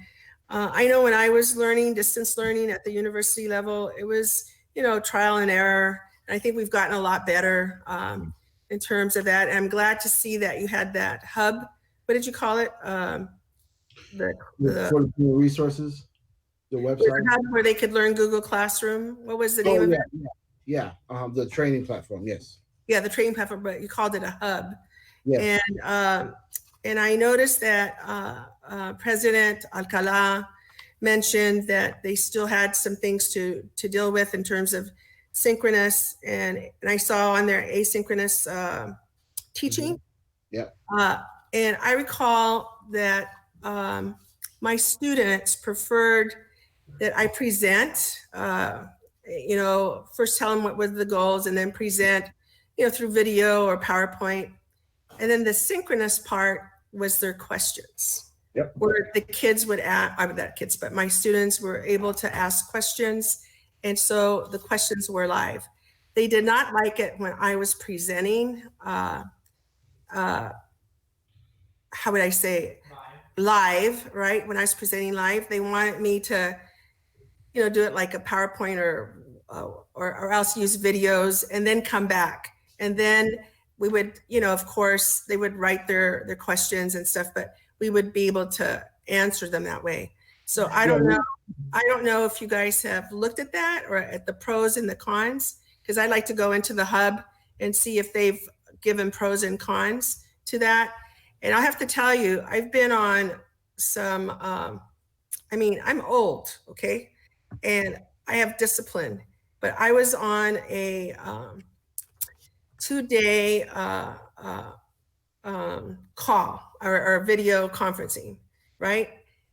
It was really tough to pay attention, you know, and we had only like a 15-minute break in the morning and lunch, and then a 15-minute break. it was intense. And I don't know if kids can, and teachers can even hold kids' attentions. And then you don't know who's running around the house, or you don't know if the kids have a space. So I don't know how you're going to work all that out, but I hope that we'll use the best practices that teachers need. So, Barbara, to just address a couple things. So number one, we're in complete agreement. The reality of it is that a good digital environment is really a hybrid of both. And we would expect teachers to be able to make decisions to best meet the need of the grade level and the developmental level of kids. And we also know that no one wants to be lectured to all day, but then also we don't want to have no contact with kids either. So the reality of it is that even like in the classroom, good teaching is a little bit of both and a hybrid of both. And we would expect that teachers would have the same approach in a digital environment. So so it would be up to the teacher and the function of, say, the lessons and all of that, because it'll be difficult. It's going to be difficult. I can't even imagine a high school teacher having 40 students online. And I don't even know if they'll be online, maybe 50 minutes. I don't know. I have no idea. But I think bring back Ashley's words of being flexible, reasonable. Mr. Tillman's words of being patient with our learners. And so that's the approach that we're going to take, Dr. Flores. Okay, great. Okay, that'll be good, because it'll be important to know, for us to do that, because it's like trial and error, right? We're learning as we're doing. So I want to thank all your team and all our teachers and administrators for the big lift that we're doing. So thank you very much. Thank you, Madam President. Thank you so much. All right, Dr. Hill, you've been waiting patiently. You're up next. Well, thank you so much. I have just a few questions. But first, my compliment to the updates. All of you did just a marvelous job, and I admire you so much because it takes a lot of time, patience, creativity, listening to everyone, and obviously it has been successful, because I'm impressed with the short period of time and the amount of things you've gotten done. But so I just have, and my question primarily is for Dr. Mitchell. I'm hoping that you will somewhere down the road take a look at giving teachers credit for this training. I don't know if you can get college credit for the training or not, because if it's the way we are going, and it looks like when school starts in August or whenever, there will be a need for more distance learning. I'm hoping that would happen. And that's really not a question. It's a question comment. So listen to the comment side. Don't worry about the question. You don't need to answer that. And then I was going to ask you, at the rate you're going and with your team, your task committee, are they looking at doing this again next year? Or are you going to wait and see the success of it first? So my direction to the team was to plan as though we won't be back until December. So we wanted to plan for the long haul. Like, this system has to work for this community at this time. And so we wanted to plan not in a temporary fashion. That's why the systems are so robust. As a cabinet team, we approached that this distance learning as this may be something that we may be engaged in for the next foreseeable future. So we wanted to build something that works long term. But let's say kids do come back in August. What we want to do, what I've asked the team to do, is to form what is our next iteration of the work groups? What are the new questions that might confront us?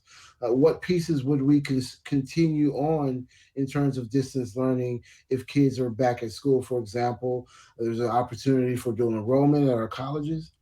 There's an opportunity for distance learning over the weekend. Enrichment, sometimes we don't provide enrichment for some of our higher achieving students. There's opportunities there. There's opportunities for summer school, to do summer school differently for high schools, where we always struggled with not having enough room for kids to make up courses and enrich courses. There was a time not too distant ago. Even when I was in high school, you were able to get ahead in summer school.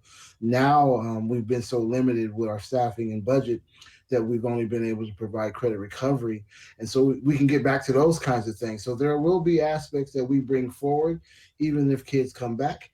Similar to what we were doing now. We were doing, a lot of our teachers in our district right now are doing Google Classroom with kids being in school on a regular day too. So we think there's a lot of possibilities, and we think that this situation that we're in is going to change education for good, and we want to take full advantage of that alongside our staff. Well, great. I'm glad, and I'm just really jazzed. I'm glad to hear that, because I see some things, especially with classroom arrangement that was in place when I was in elementary school, and that was, well, I put it this way: I graduated over 50 years ago, so you know how long ago it was I was in elementary. My third question, and you mentioned that some teachers are already doing Google Classroom. Would you say about 50% of teachers are already doing this, so you don't have that many to train? I don't want to say it's that high. Okay. I don't, and in fact, I don't even want to try to give an estimate. My team will text me and say you're wrong. So I'm gonna withhold that guesstimate, and I'll ask the experts tomorrow. Okay, all right. And then my final question for you: what has been the biggest challenge for the teachers so far in working with Google Classroom? What has been the biggest challenge? I haven't heard a lot from teachers so far, but I can talk about. I've heard a lot from our principals who are expressing concerns from their teachers, and just number one, it just is a huge shift it's a cultural shift, it's a paradigm shift. There's fear related to change. There's concern about, can we make it work? What will our expectations as administrators be? And I think that's causing some fear with teachers. And that's why I've been expressing over and over and over again that we agree with the sentiments of our union. We agree with the board that we're going to go slow to go fast, that we're going to be patient with folks, that we don't expect people to be experts tomorrow, similar to teaching in the classroom. You're not as good as a first year teacher as you are as a fifth year teacher. And so we get that. And we want to really convey that and really help principals understand that we want them to support teachers. We want them to learn with teachers, and that we're not looking to kind of be like distance learning police and make sure and want everybody to be experts tomorrow. So as much as we can say that, I think we have to have teachers experience that sentiment before it'll be believable. So I think we just need time, and so people can see our sentiment and our hearts around, hey, let's try this out. It's new for everybody. We're going to learn along the way, and we're not going to get it right first time out. And we need to be patient with ourselves and also convey that to our staff. Well, thank you so much. And I appreciate your last words especially. I think it's important for the teachers to know that we don't want to say one thing, that we can be patient. We need to display, we need to walk the walk as we talk the talk. And I think as long as you do that, I know the board is supportive of the going, as slow as you can. Yeah. But yeah. we know we aren't going to get it right the first time. But it's a start. So thank you so much. Thank you. Thank you. And I believe it is Mr. Tillman. Yes. I just looked at the website, Dr. Mitchell, and I know today is April the 7th. You said we're going to start on the 20th, but there's not really any training out there in Google Classroom for parents. Are there any? Yeah, we've embedded it in the parent resources that I just showed you. And unfortunately, I went through it really fast, but there's a lot of resources in the website I just shared with you around for parents, and we're going to ramp that up. But there's not a training class, though. I mean, it'd be nice if there was a training class for Google Class for parents. I don't know, it may be out there, maybe we can buy something, but it'd be great if it was just a video and said, they have some stuff in there about you have to get your student's ID and that type of thing. but it's not anything that's similar to what you're doing in terms of the classes for the teachers. If there's something out there, it'd be great. You know, you can put out to the website and say, there is a training class for the upcoming Google class, especially for those parents of younger students. Right. I'm assuming that some of our high school students have had some interaction with Google Class already, so their learning curve will be a lot lower. But for the parents who have kids in elementary school, it's going to be something brand new for a lot of us. So if we could, you know, give them a class, it'd be great. And then maybe you can ask them. To answer that real quick, Google has that, and what we can do is prioritize that and push that out with parents to make sure our parents get that. So it's in Google Suite, but I think we can pull it out from under the sub menus and actually highlight it. Do a class, right? That'd be great. Yeah, and then what is the thought? Is say for instance for an elementary age student, what time are the classes going to start and what time are the classes going to end? So what we've done is we've given some sample schedules for early elementary, middle school, and high school. Right. And we're asking principals to work with their staff. There should be a site-based decision. For example, you want the grade level, you want elementary teachers to be able to team together, even co-teach together. You want to make sure that you're not having meetings that are stepping on time. And you also kind of want to you really want to get the teacher's voice on that, because again, all of us are managing our own kids, our own lives in this COVID pandemic as well. And then, like for example, at the middle and high school, you got to have some semblance of a schedule that the teacher agrees upon. So what we've asked our principals to do is put together a sample schedule that teachers can live with. We still are waiting on guidance from our negotiations with the union that will codify some of this work as well. So some of this is negotiable. We're trying to codify some language as guidelines. We don't want to create language that is inflexible, but we need some guidelines that are coming out of our negotiation team. We're waiting on that. But at the same time, we also are asking our principals to really work with their staff to create a school schedule that works for most people. Right, because the thing I'm looking at say you have a third grader, and the household is perfect for being conducive to educational environment, no chaos at all. So that parent will want to know, okay, what time do I sign on? Is it going to be 9 o'clock? Is it going to be 10 o'clock? Is it going to be a break for lunch? And then they come back and what time does it end? Yeah, and then that's what principals are doing right now. Right. And then the same thing at the high school level. Are they going to go through all the classes? Are all the PE classes going to be eliminated? What's going to happen with those type of classes? Or if we had pottery and ceramics, does that just go away? What's going to be the process? Yeah, we're answering those questions now. And so principals are working with their schools to create that, to have that conversation. And we're going to help our principals when they start producing some samples and some models and giving guidance, and also make sure that it aligns to what we're agreeing to with the union. So I can't answer that today, but that's coming shortly. That's our next step. And I would just hope that we would be able to answer before the 20th. Because the 20th is the day that you're going to start, right? Yeah. We'll have it answered before Monday. Okay. All right. Before this coming Monday. Right. And this, I was going to say this in board comment, but I'm able to say it now. I really think the district should look at starting next year's school year later. I think we should push it to September, only because the further away we get from this virus, then the more stability I think we'll have. And I think the more time we buy ourselves, the better off we're going to be, because we don't really know when this is going to subside. But if we could get back to something more normal, if we give ourselves more time, I think we should consider that. So rather than start in the beginning of August, I think we should wait until sometime in September. It's just something that should be agendized maybe for a later meeting board. But I think we should definitely look at what day we're going to start school. I don't think it should be the first week in August. Thank you. Thank you, Dr. All right. Ms. Rosales Medina? Yes, I forgot to ask regarding students that may not be here in San Bernardino right now. They may be with a relative. So I'm wondering, what does that look like when it comes to the education with the computers and communication?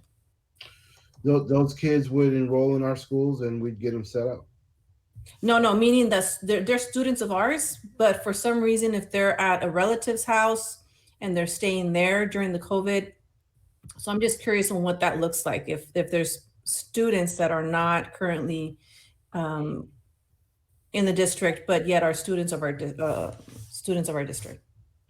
Dr. Perez, you can you help me with that question?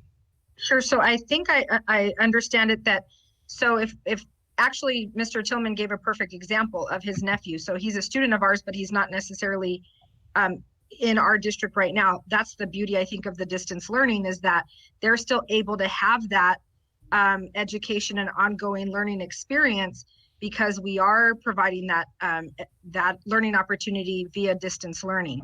Is that Ms. Yeah, that was Medina? after Danny's Tillman situation. So the thing is that I was wondering, what does that look like regarding items need to be sent, computers, or for whatever items they may need? What does that look like? Just making sure that we're still connecting with them, even if they were not necessarily in the city. So I think accommodations, would need to be made with the family to get those items, whether they be a computer or packets. I think that may be what you're referring to students. But yes, we would ensure that we would, make every effort for the students to have access. If it's the technology, once they have that technology, then they're full stream ahead along with their peers. Okay, just clarifying that. Thank you so much. Mr. Gallo? Yes, thank you. This is, as everybody's kind of commented, is a difficult task. And I'd like to see if there's a way we could, maybe through some sort of incentivization, even if it's a contest, to come up with the most creative online instruction. We have a lot of creative teachers in our district that are coming up with some really great videos and their own, just their own content as they do in the classroom.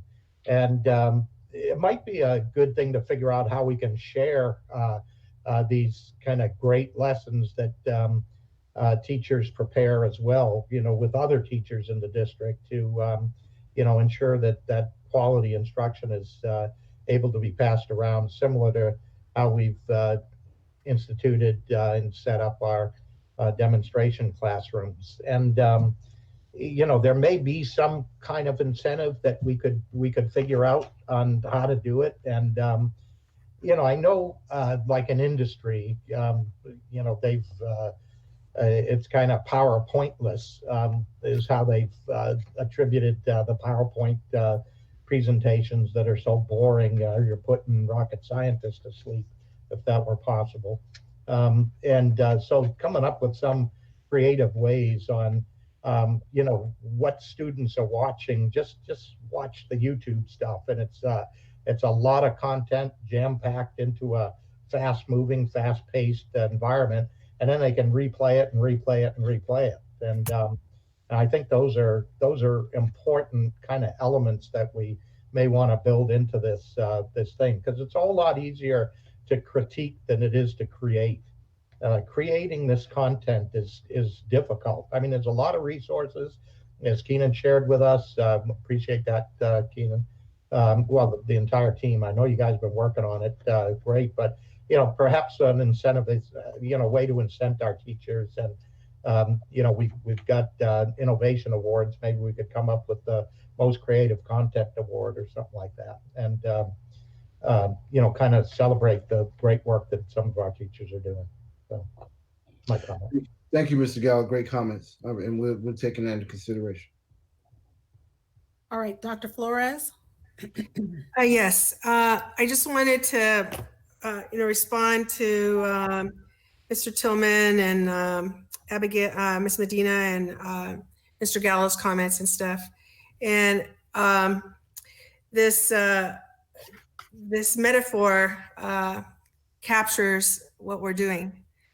We're building the plane as we go along because it's so new to us.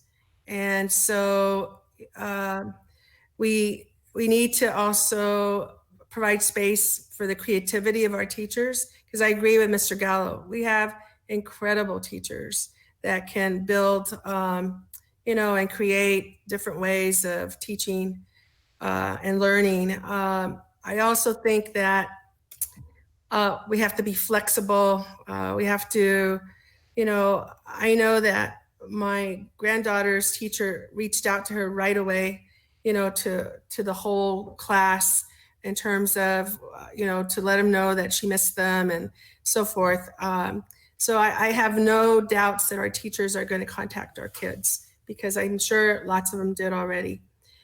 So I think that we have to be flexible. We have to be open to new ways of creating lessons and engaging in long and distance learning. We have to trust our teachers. We have to, believe that they can do it. I mean, the scheduling is going to be a nightmare. So I can just think about the high school, like Danny said.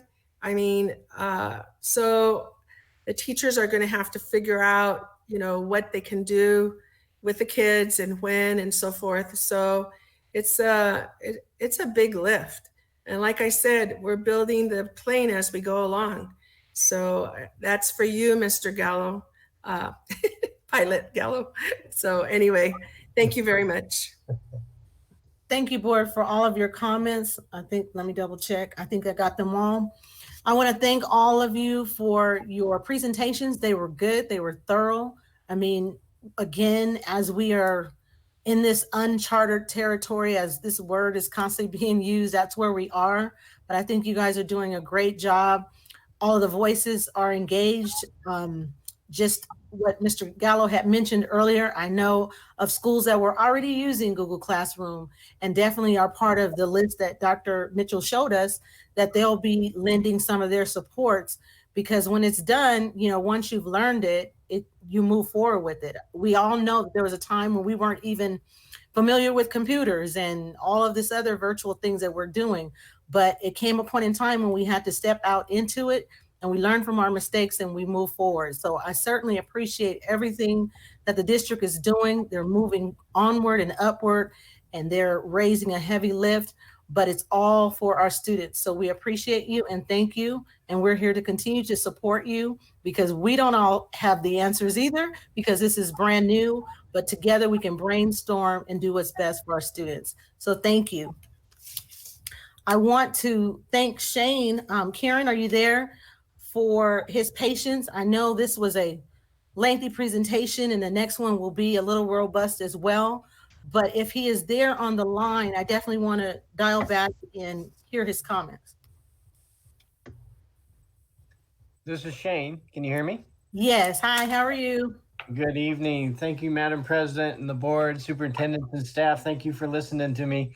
So I had been at home and my phone had blown up over the fact that the MOU that we had on the agenda tonight had been tabled. And so there was some, I didn't know that was ultimately going to be the outcome or the reason why, so because I have, the entire classified staff looking towards me to make sure that those classified warriors that are found to be or being used as essential are being protected, preparing the food, the daycare, and with anticipation of another, I think 48 M&O employees preparing to go back to work on the 13th, that there's an MOU, signed, so I don't have those employees concerned about their compensation during this time. It was just today that, I'm back in my own district, and just today, my AP at my school site that I worked at for 16 years is currently on a ventilator, fighting this horrible disease. And so you know, when you say the good old days, you know, we don't realize that we're only talking about 6 weeks ago. You know, it's a very, very trying time. So I was just hoping that, you know, there could be some direction that I could be given as to why the MOU was tabled. Thank you. Thank you for your comments. And just so the public knows, I'm sorry, Shane, I just addressed you by your first name, but he is calling and representing California School Employees Association, so that you do know that formally. And I'm sure the district will be reaching out to you on behalf of the board reasoning. There are questions that needed to be answered. Okay. And so we'll be getting back to you. Sometimes the board, you know, we have questions, so. Thank you very much for taking my call. Thank you. All right, thank you. All right, so now we will move to our second presentation, and that is the report on our rights to resources. This was a very important topic. Again, you know, all of our topics are important, but this was one that we wanted to make sure that we discussed sooner than later. We know that at our last board meeting, our last regular board meeting, this came up, and definitely when these type of concerns come up, it is our duty as a board or as a governing board to get clarity around this. And I think all of the board members have had an opportunity to look at this report.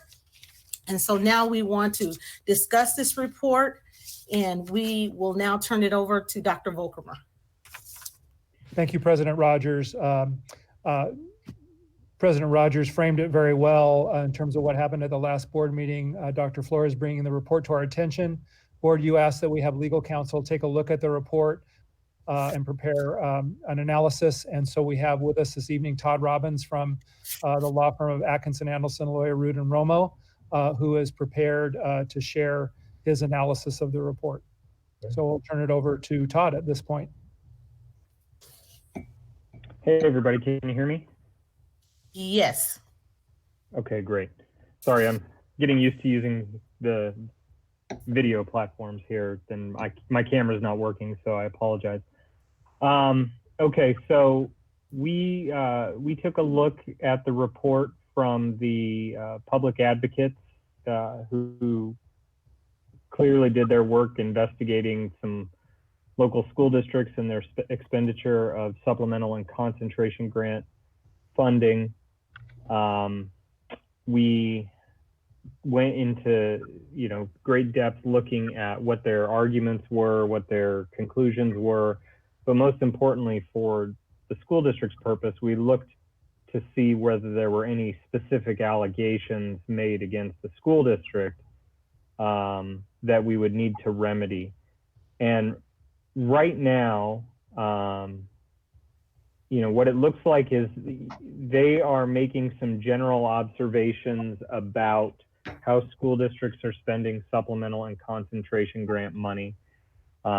Just as a review, that is the money under the, that is the money that school districts get for the students who are very high need to help them improve in their academic performance and to provide them with other resources. And that money generally needs to be principally directed toward those students. And the LCAP has to describe in detail how those resources are being spent, how they help improve academic performance at a school site, and if they are, if that money is spent across the entire district, it has to show that it's there to address the target goals and you know, the things that impact high need students. So that money has a very specific purpose. It can't just be spent on salaries. It can't just be spent on other things. It has to really be directed at those highest need students. And so the group takes the position that these supplemental and concentration grant monies can never be spent on law enforcement for any purpose. But that's a pretty broad conclusion that overlooks some of the ways that law enforcement is being used in a lot of districts to provide mentoring services, to provide some restorative practices and things like that. So we looked kind of at the surface level of the district's LCAP and what we were able to identify without, you know, kind of going line by line through your budget and through the LCAP expenditures. And we identified some things that you are spending supplemental concentration grant money on that very likely satisfy all of the requirements for that money. So for example, AVID is a program that's perfectly valid use of supplemental and concentration grant money. But then we also found that you are spending some of the supplemental concentration grant money, it looks like, on collaboration with law enforcement and the district's attorney's office with Breaking Barriers United at all middle schools, and also are spending some of that money on gang reduction and intervention programs. It's called GRIP, including campus security officers and SWSS staff at 4 elementary schools. And so it is possible that those expenditures that appear to be on some law enforcement resources are actually being spent for purposes of improving student performance, improving dropout rates, all of those types of things. There are also some expenditures in your LCAP where you have line items for services that reference sheriff and school police that may be implemented district-wide, for trauma-informed and ending. There's a Project Prevent grant, and then you also have some city organizational partnerships and things like that, where it looks like some of that money may be being spent. And again, this is this trauma-informed discipline issue is a component of restorative justice, which is a proper use of supplemental and concentration grant money. We wouldn't want to see supplemental and concentration grant money just being spent to fund the school district's police department or to purchase resources for the police department. But if the money is being spent to use law enforcement resources to help mentor students, to help bring about restorative practices and implement those restorative practices, those types of things are an acceptable use of the money. Again, from our surface level review, we don't necessarily think that this report is targeted directly at San Bernardino City. I think what our conclusion is that it is making general findings that expenditures on law enforcement resources that aren't being used to improve student achievement, to improve and lower dropout rates, to bring about restorative practices and other social justice measures, those types of expenditures aren't proper. So what we would need to do to get kind of a further in-depth analysis is to do a real hard line-by-line review of your LCAP to see if there's any budget expenditures in there that may be directed exclusively towards law enforcement and not towards students. We would need to also really scrutinize the budget to look at how the money is being spent, that specific money, the supplemental concentration grant money, and to see when that money is allocated for school law enforcement resources, whether it's being used for proper purposes or improper purposes. So I think the takeaway from the report is that, you know, it makes us aware of things that supplemental and concentration grant money should not be spent on. And it also, you know, gives us an opportunity to review our practices to make sure that they are in line with the requirements. And if there's anything that needs to be fixed, I know in my conversations with administration over this topic that they're willing to fix it. So that's where we are at this point. And I think, like I said, if there's a more in-depth review of the budget desired, that would be a next step that it'd probably take a little bit of time to get that process done. Thank you for beginning that comment the comments for us, because in the spirit of transparency, naturally, when something is aligned with being illegal, it is our job to ensure that it's not, or make those corrections that need to be made. And so what I'm hearing you say, from what you've looked at so far on indicating that this was something illegal here, I mean, what was your assessment for that? Well, like I said, our review of the report, we didn't find anything in the report that specifically called out an expenditure in the district.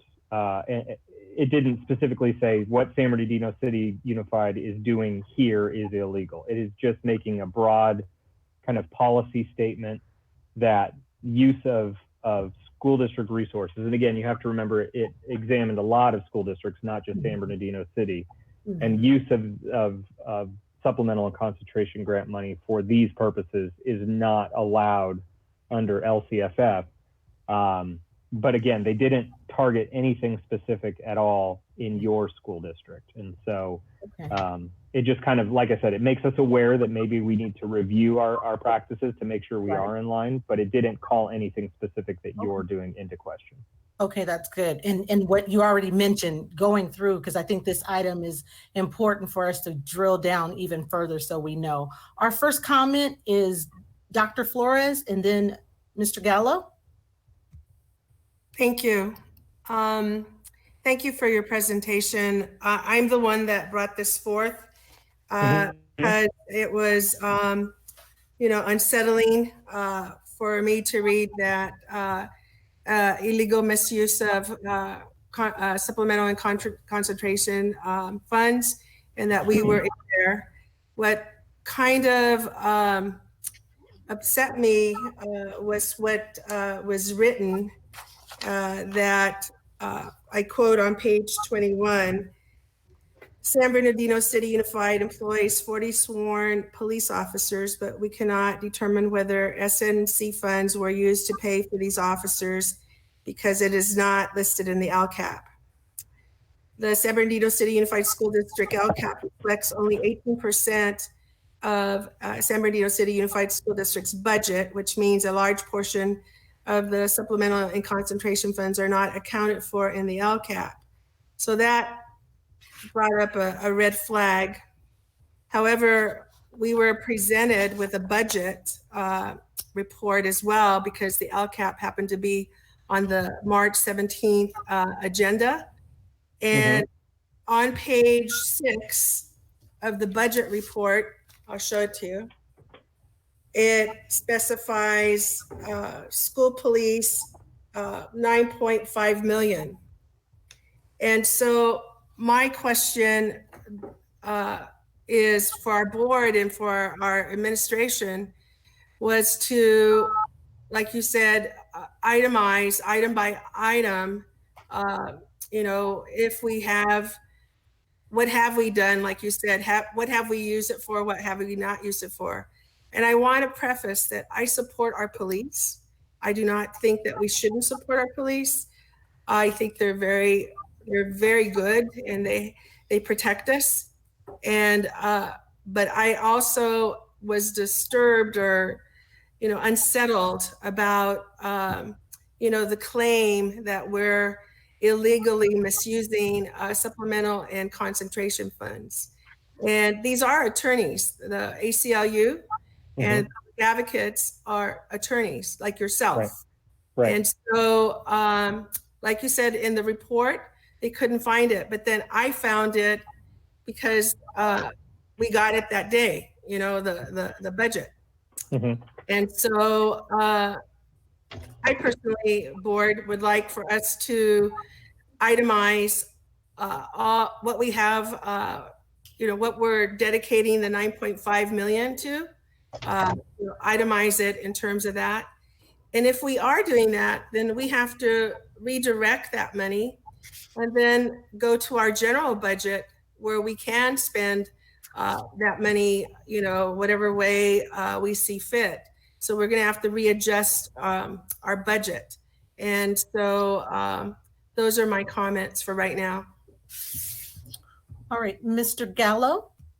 Yes, thank you.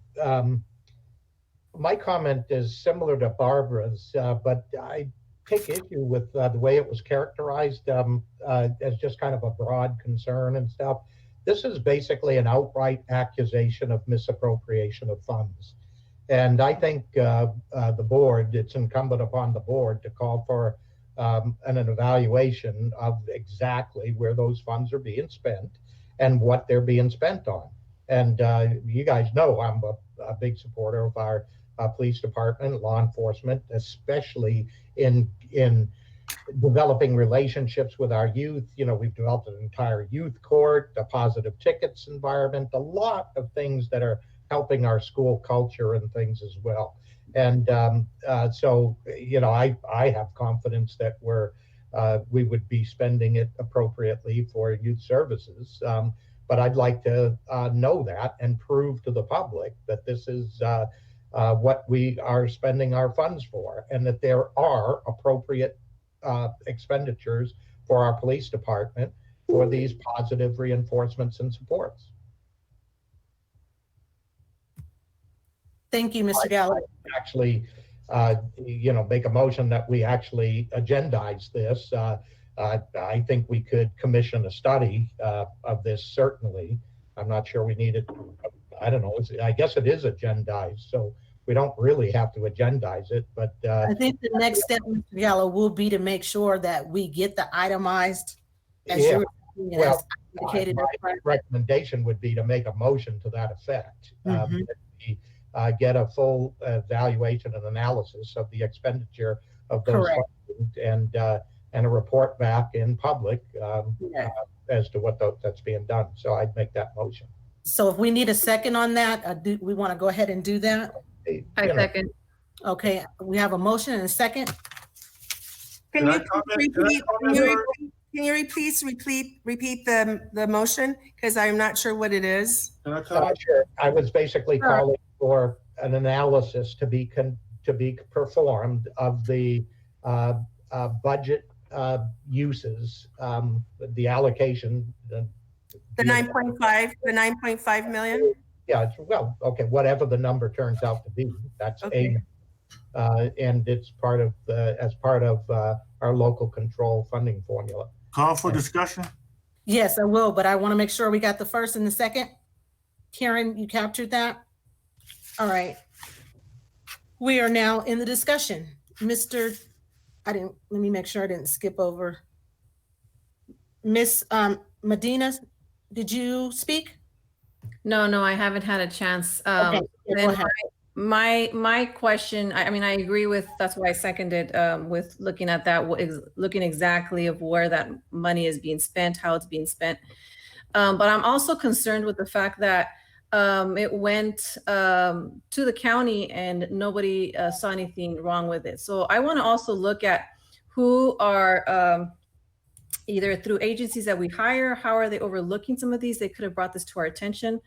It shouldn't have to be outside of groups that do it. It should be people that we hire, and the county should have definitely saw this coming.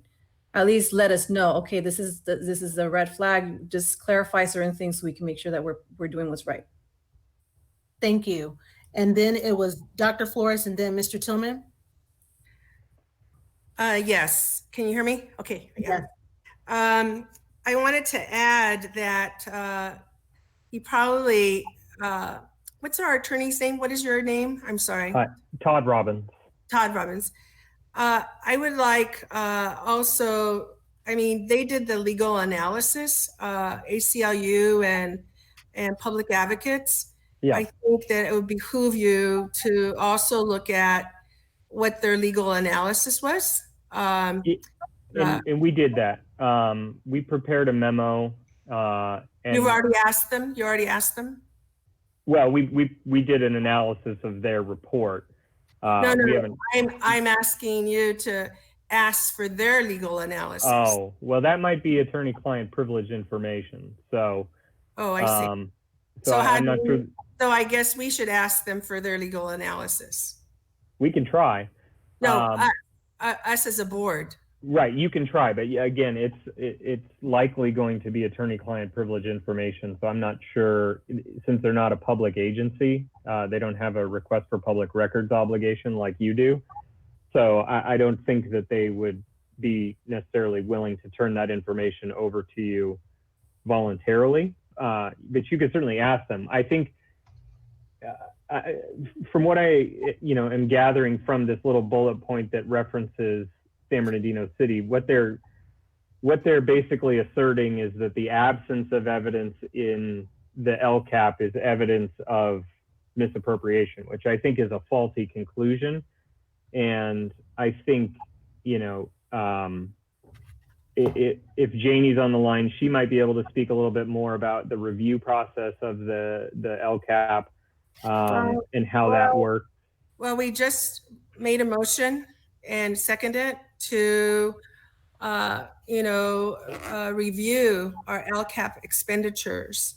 And I think that's the prudent thing for us to do, because as governing board, we are the fiscal agents. We are the ones responsible. And just like Ms. Medina said, we need to also follow up with our county people to do that. And so thank you for clarifying that would be a attorney-client, conflict. But I think we as a board can, like Mr. Gallo said, look into the itemization of the expenditures. Sure. Okay, Mr. Tillman? Lord, I'm telling you, this is a waste of time. Over the years, the state has gone towards making money not restricted. For a number of years, there was money restricted in different pots that only can be spent on certain things. Now, almost all money is general fund money. Now, we take a portion of the general fund money and we make up and we create items we want to spend in the quote unquote LCAP, but there is no LCAP money. These are things that we're going to spend money on, and some of it happens to be money from the for local control funding for the students that get the extra money, but there is no money restricted for LCAP. So what it comes down to is this: they're saying that you should get rid of your school police department and take that money and spend it on something else. The only question to the board is that what you want to do?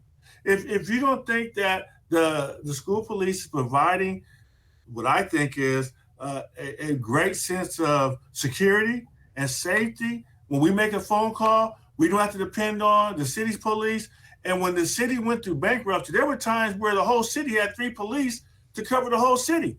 So if I had a child that was in danger and we made a phone call to say we need some folks to respond here to if there was a big fight or if there was something going on from when the kids were going from school to home, to me, it is a great feeling to know that we have that school police department. Now, as you know, I led the charge to say we're not going to continue with these enormous amount of citations. And to the chief and the department's defense, that has been reduced now.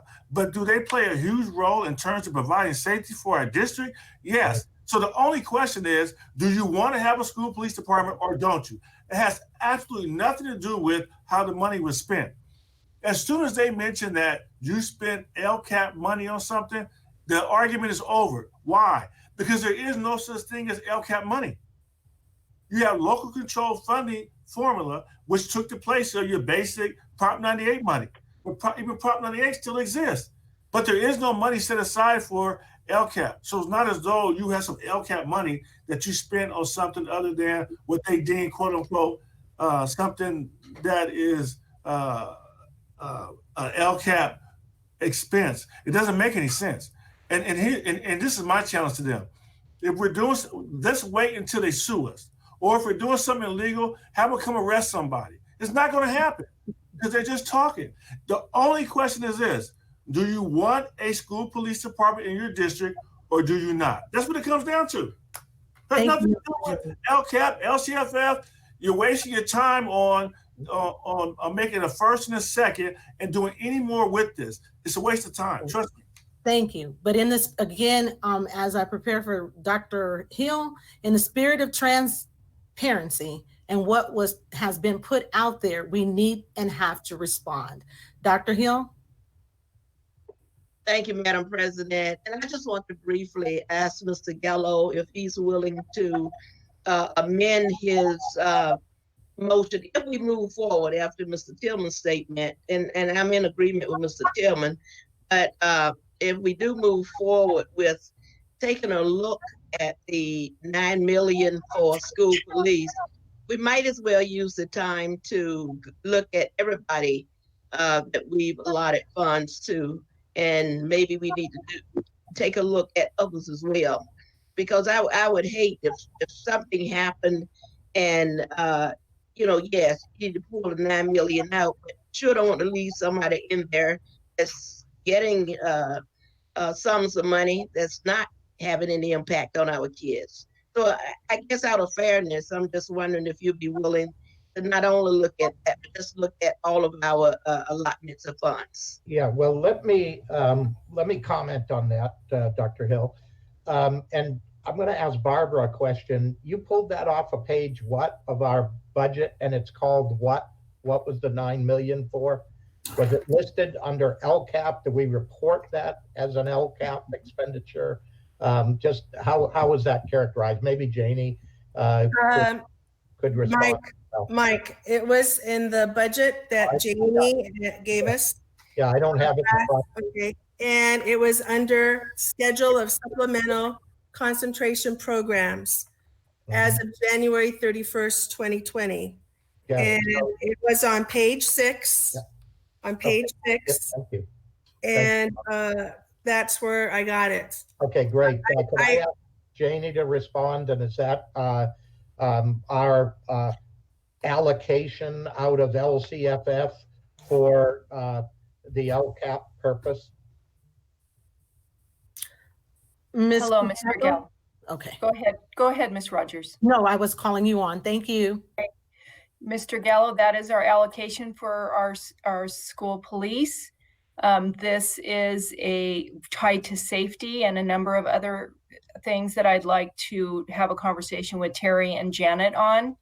It's above what most districts have to do in their base programs, considering that we want that safety for our school sites and students. So we can respond via a BC. Okay. What other funds are incorporated in addition to the 9-point-something million that's on page 6?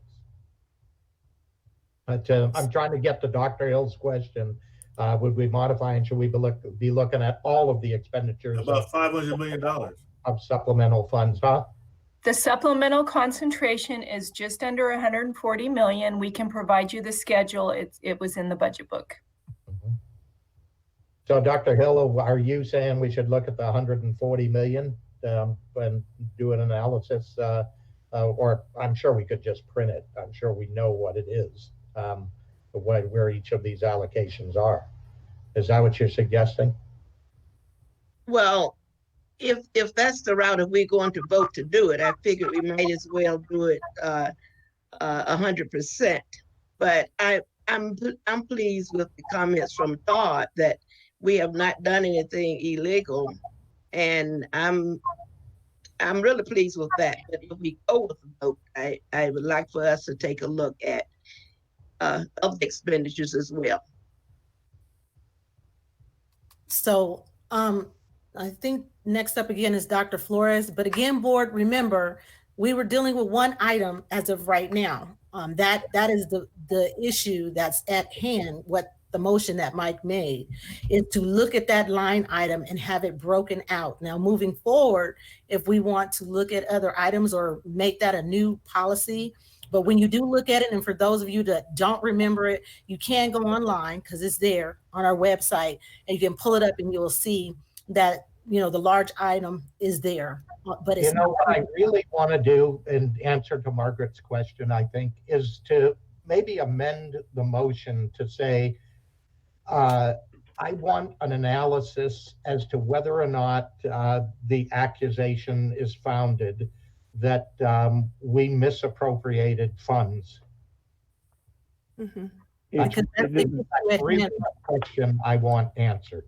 And also, Mr. Gallo, it speaks to what you want to amend it to. It speaks to itemizing the 9.5 million, because if we did spend some on restorative justice, then it'll appear, right? Well, yeah, but what portions of it did we misuse? First question is misappropriation. Right. Okay, and I want to know where those may be, and that might lend itself to that. But I'd ask our legal counsel to perform that. Well, I just want to interject. I just want to interject very quickly. There is no accusation of misappropriation. I think that's really important to know. Those were all exact words that I heard reflected in written statements, and I saw in writing about the characterization of this report.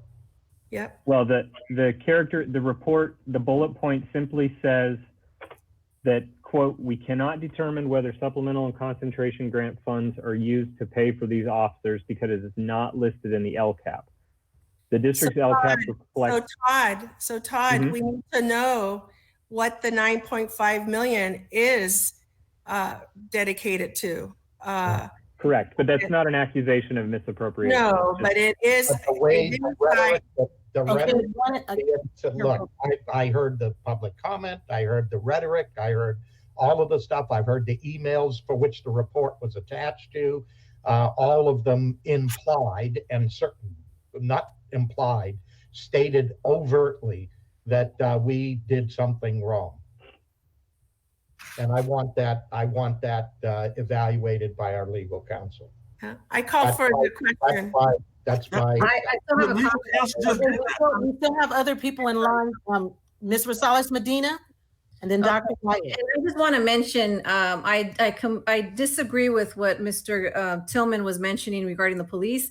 We're not asking for the police officers to be the department or the funding to be removed. All we're asking is for the funding to be removed out, if that was the case, where it's not for the supplemental and concentration grant is supposed to be specified for LCFF regarding the 3 subgroups, right? So then what we're asking is that if there are extra money that shouldn't have been spent in that line item, just to simply move that line item to another area that's not necessarily attached to the supplemental and concentration grant.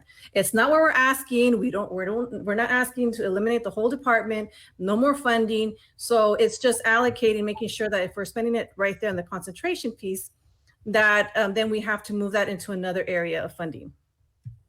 So I completely agree. It's not going to be something that we're planning to remove the funding for the department. Thank you. Dr. Wyatt? Are you on mute? Yep. Thank you, Madam President. Just had to unmute real quick there. And, there's obviously a lot being said, and just want to thank Mr. Robbins as well, for his report and letting us know that there wasn't, on his opinion, no illegal action taken by our district. Just for clarification, point of order, this question is for Chief Polino or for Janie. Do we actually employ 40 officers? Because I didn't think we had that many officers on our force. Not at all, sir. We have 20 officers allotted for the department. How many? I'm sorry. 21. Okay, that's what I thought. I thought we were somewhere in the low 20s and nowhere near having 40 officers. And, to me, I think we really need to stick with the facts. And when I read a report like this and, when they're stating numbers like that, and to me, it seems quite inflammatory on a number of different issues, not just a singular number like that, that is disconcerting to me. I mean, one, they're trying to say we're paying for 40 officers illegally and misappropriating our supplementary concentration funds. And so to me, I look at validity as well. So just something I wanted to point out. And, I'm in absolute agreement with Mr. Tillman in regards to why we have our school police and their mission and vision of what we do. In addition to, right when I came on this board, I was a part of the board policy committee where we changed our board citation policy to where our police are now much more involved in community policing and have a proactive, positive approach towards what we do. So I think we're doing a lot of great things with our local department, and we're not criminalizing our kids like this report alleges a lot of police departments, school police departments do. So those are my comments. Thank you. Thank you. And Dr. Flores, I guess we cut you off, so I wanted to make sure we heard your comments, Mr. Tillman, and then Mr. Gallo, and I'll call for the vote. Okay, I just wanted to make a point again. I am not against our police officers. I prize them very much. I support them. I am concerned, like Mr. Gallo and Ms. Medina, about our misuse or misappropriation of supplemental and concentration funds. And the point is not to get rid of our police, not whatsoever. That is not, I think, the intent. I don't know if everybody thoroughly read the report. I reread it again, yesterday and today. And, I would want to ask public advocates to even come and, give us their analysis or report and make it transparent and public so that we can ask them questions. But I am in favor of Mr. Gallo's motion that we do, in fact, itemize the 9.5 million so that we can, look to see if that is, where do we spend the money? I mean, what did we allocate it for? And just to clear our, our doubts in terms of, what the report says. We're not the only ones. They investigated districts in 3 counties, Los Angeles County, Riverside County, and San Bernardino County. And so, I don't believe it's bogus. And if you look at what we're supposed to spend supplemental and concentration monies on, it's supposed to be spent on our low SES, our English learners, and our foster kids.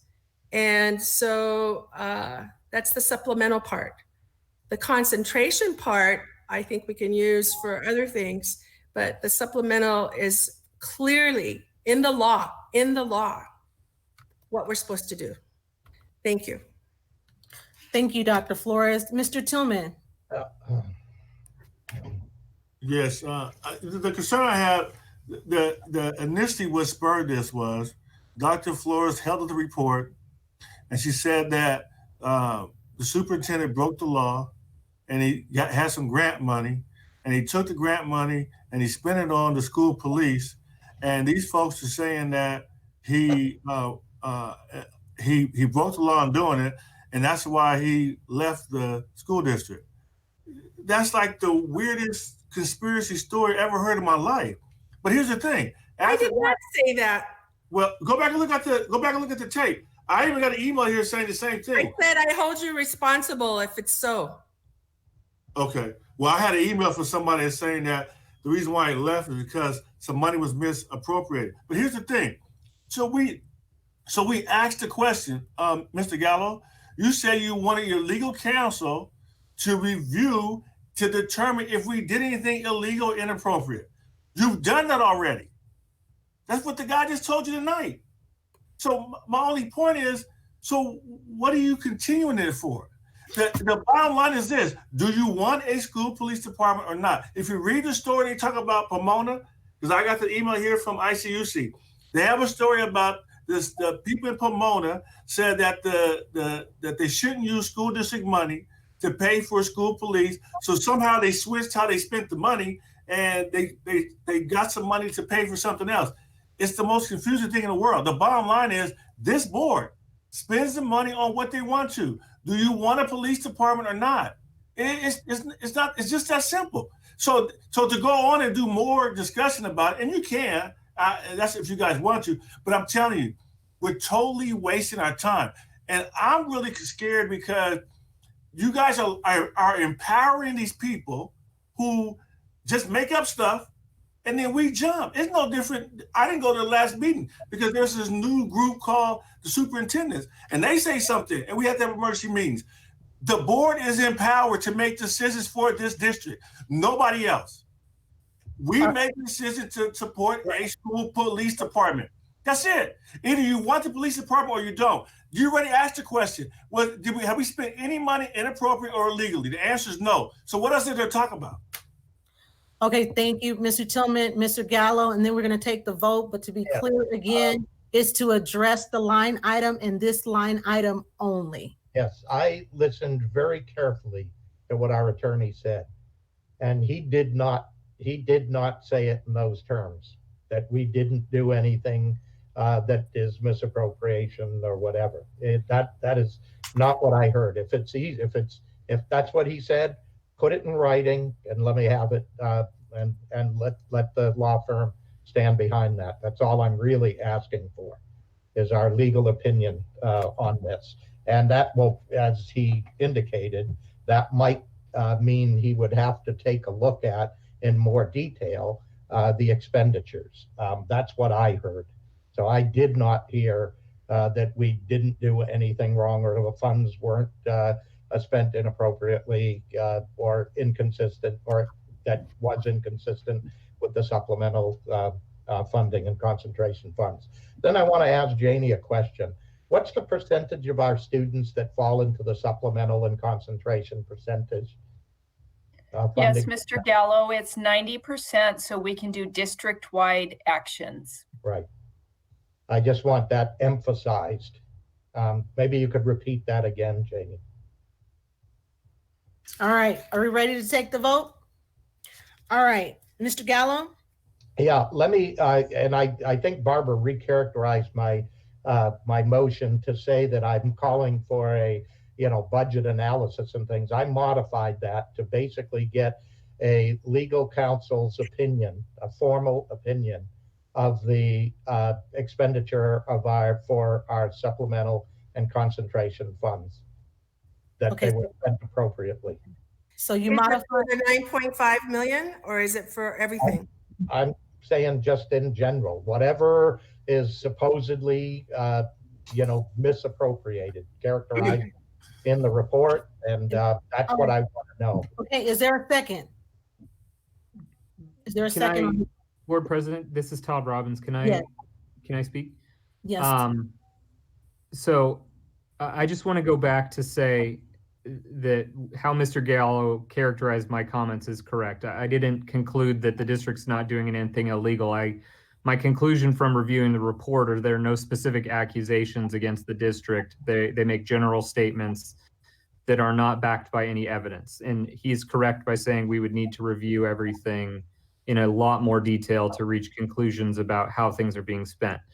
But I do think that it's important to note that the district's budget does get reviewed, it does get audited every single year, and unless there have been findings on these issues, that's going to be a critical piece of it. Exactly. And an auditor is going to be another part of this that's going to be something that the district's going to need to look at using in order to reach these conclusions as well. So we can certainly assist with that. Things are audited, Todd, not the whole budget is audited.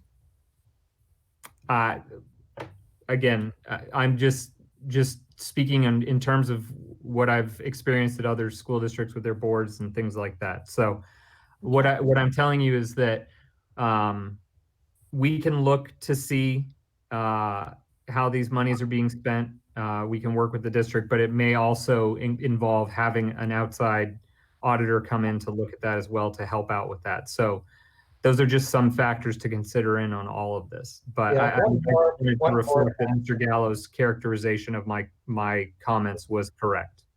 Great, thank you. And just one more characterization here, one more comment. I think this is a waste of time, and it's reactionary by some inflammatory comments being made by these groups. So I'm certainly not accusing or even thinking that we inappropriately misused these funds. And quite frankly, this expenditure of time and even engaging our attorney is going to cost money and take money away from the students that we're wanting to fund. So I'm really wanting to do this more for the public confidence. Right. We know what we're doing. We're looking at this stuff. We're expending funds in the best way possible to meet our students' needs, all of our students' needs, including providing safety, non-bullying environment, safe, secure environment for our kids conducive to learn. And so I just had to say that personally. Thank you. I believe there still needs to be a second on his motion. A second, Margaret Hill. All right. It's been moved and properly second. All right, we're calling for the vote. Dr. Flores? Yes. Mr. Tillman? No. Dr. Wyatt? No. Dr. Hill? Yes. Ms. Rosales Medina? Aye. Mr. Gallo? Aye. And Gwen Rogers, aye. Thank you. Motion carried. All right. I believe.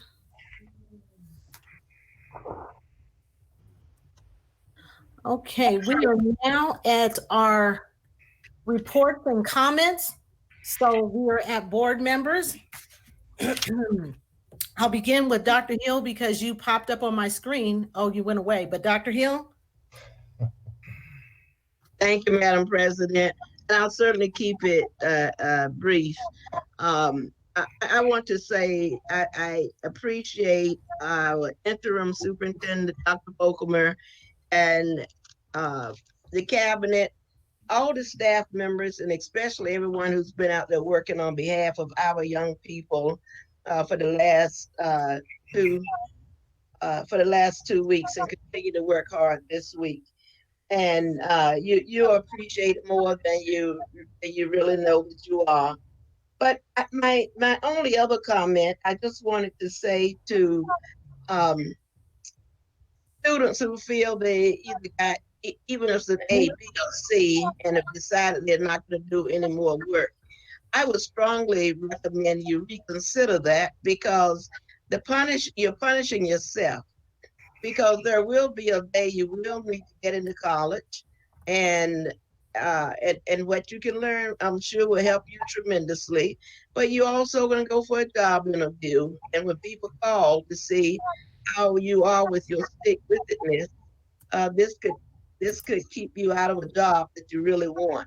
So I'm just hoping every student understands you are not in a building, but you're still challenged to do your best between now and June 4th.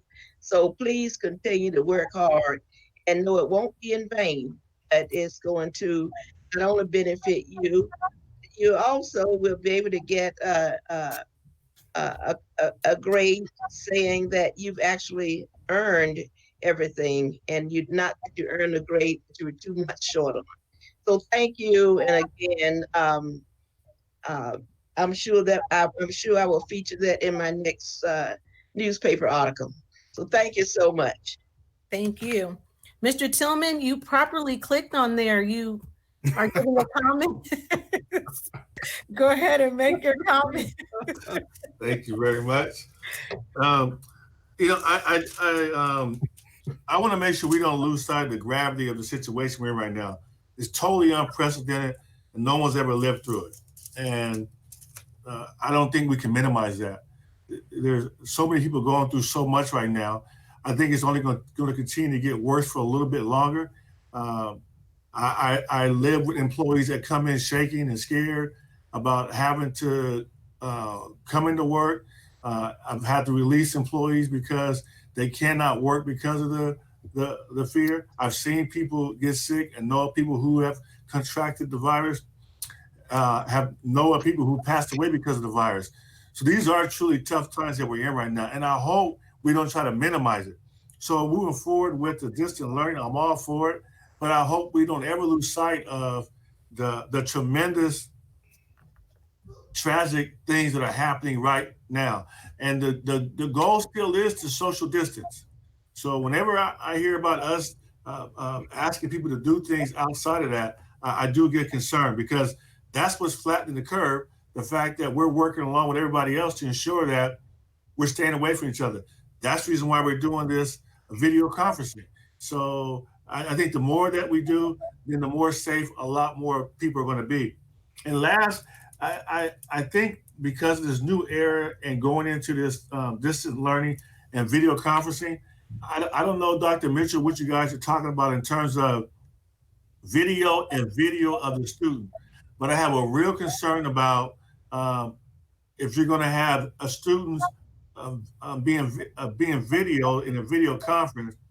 I have a concern about the background and things on the video. I would almost want to not see students that are looking at each other's pictures on the site. And I don't know what the plan is, but I think it could be a bad thing in terms of peer pressure and other things in terms of what's happening in the background of a student's home. Because these are students and they don't control their home life. They live where their parents have them live. So I have a real fear about exposing to their peers and others what's in their background. Because if you think about it, if a student has a computer up and there's other family members in the house, they can see everything that's on that the other people's pictures also. Right now, Miss Rogers only has a beautiful plant behind her. Mr. Gallagher got all kind of stuff in his office, but I grew up in a household, we didn't have a lot of money, and my mom used to take cloth and sew over the edge of the couch because all the stuffing was coming out of the couches. And when the stuffing was coming out of the couches, those are the times you didn't invite your friends in the house. Now, when she got the material and sewed something pretty on the edge of the arm, we felt better about it and let visitors come in. But those are the real life situations that a lot of our students are living in. And I hope we don't lose sight of that. So I hope we don't take for granted that we're going to just say everybody log on and then the kids got to deal with the peer pressure and the people being condescending and bullying just based on what it looks like in their background. And it's going to happen. I've seen grown folks do these Zoom videos, and when they hang up the phone, they start talking about how people's background looked and what was in the house and what the husband was yelling. So I hope we're serious about when we do the group learning that we make sure that we're blocking the students' backgrounds. Thank you. Thank you. Dr. Flores? I only have one item, and it's a very tragic item. I would like us to have a moment of silence for our second grade student, Alexis Barrias, who committed suicide about a week and a half ago. And I've never, ever felt such despair and tragedy. Because my granddaughter is 6 years old. And that means that this little baby was only 1 year older. And, it just speaks to what we have to do for, our mental wellness for all our families. I'm just was so depressed and heartbroken.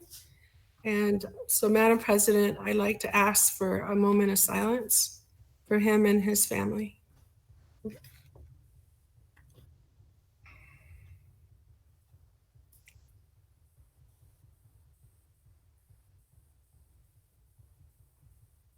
Thank you very much. Thank you. All right, Mr. Gallo? Yes, ma'am, thank you. This has been quite an evening, hasn't it? Oh, my word. But it goes with the times, I guess, doesn't it? And I too want to thank Dr. Volkemer and his entire team, our entire cabinet, directors team. I mean, look, I know everybody's out there working very hard to figure out how they can best serve students, and I really do applaud our district team for doing that. This is unprecedented times, and but there's a lot of other people out there suffering without being paid, without jobs, not knowing what their future is with any certainty, and those are members of our community. In fact, that's the bulk of our community, and I know we haven't lost sight of that. And so this work is appreciated not only by the board, but by them as well. And that's why you do it. I know that's why we do it, is to make life better for those around us here in this poorest community, one of the poorest communities in the United States. And I love the heart of our board members and cabinet and team, and we are truly in this together. So thank you. Thank you, Mr. Gallo. Dr. Wyatt? Thank you, Madam President. And I'm sure I can echo a lot of what, my colleagues, our colleagues here have said, just with everything that's going on. And I'd like to also express my appreciation to all of our staff that are out there, working hard and working from home, and also the ones that are coming in every day, our EOC as well. One thing, that seems like it's come up a lot tonight, and something that I don't even think we'll know the outcome of it until the future, and especially next year, is the emotional and traumatic impact that all of this is having, not only on our students, but our families, our community, our employees, each and every one of us, and to start to plan on how are we going to address, the trauma of this. We already have a city that we know a lot of our students and children expose a tremendous amount of trauma, just from our city itself and everything that happens within our town. But now we've added this to everything, and it just has exponentially raised the level of trauma for all of us to a level that I don't even think any of us were ever prepared for, including myself.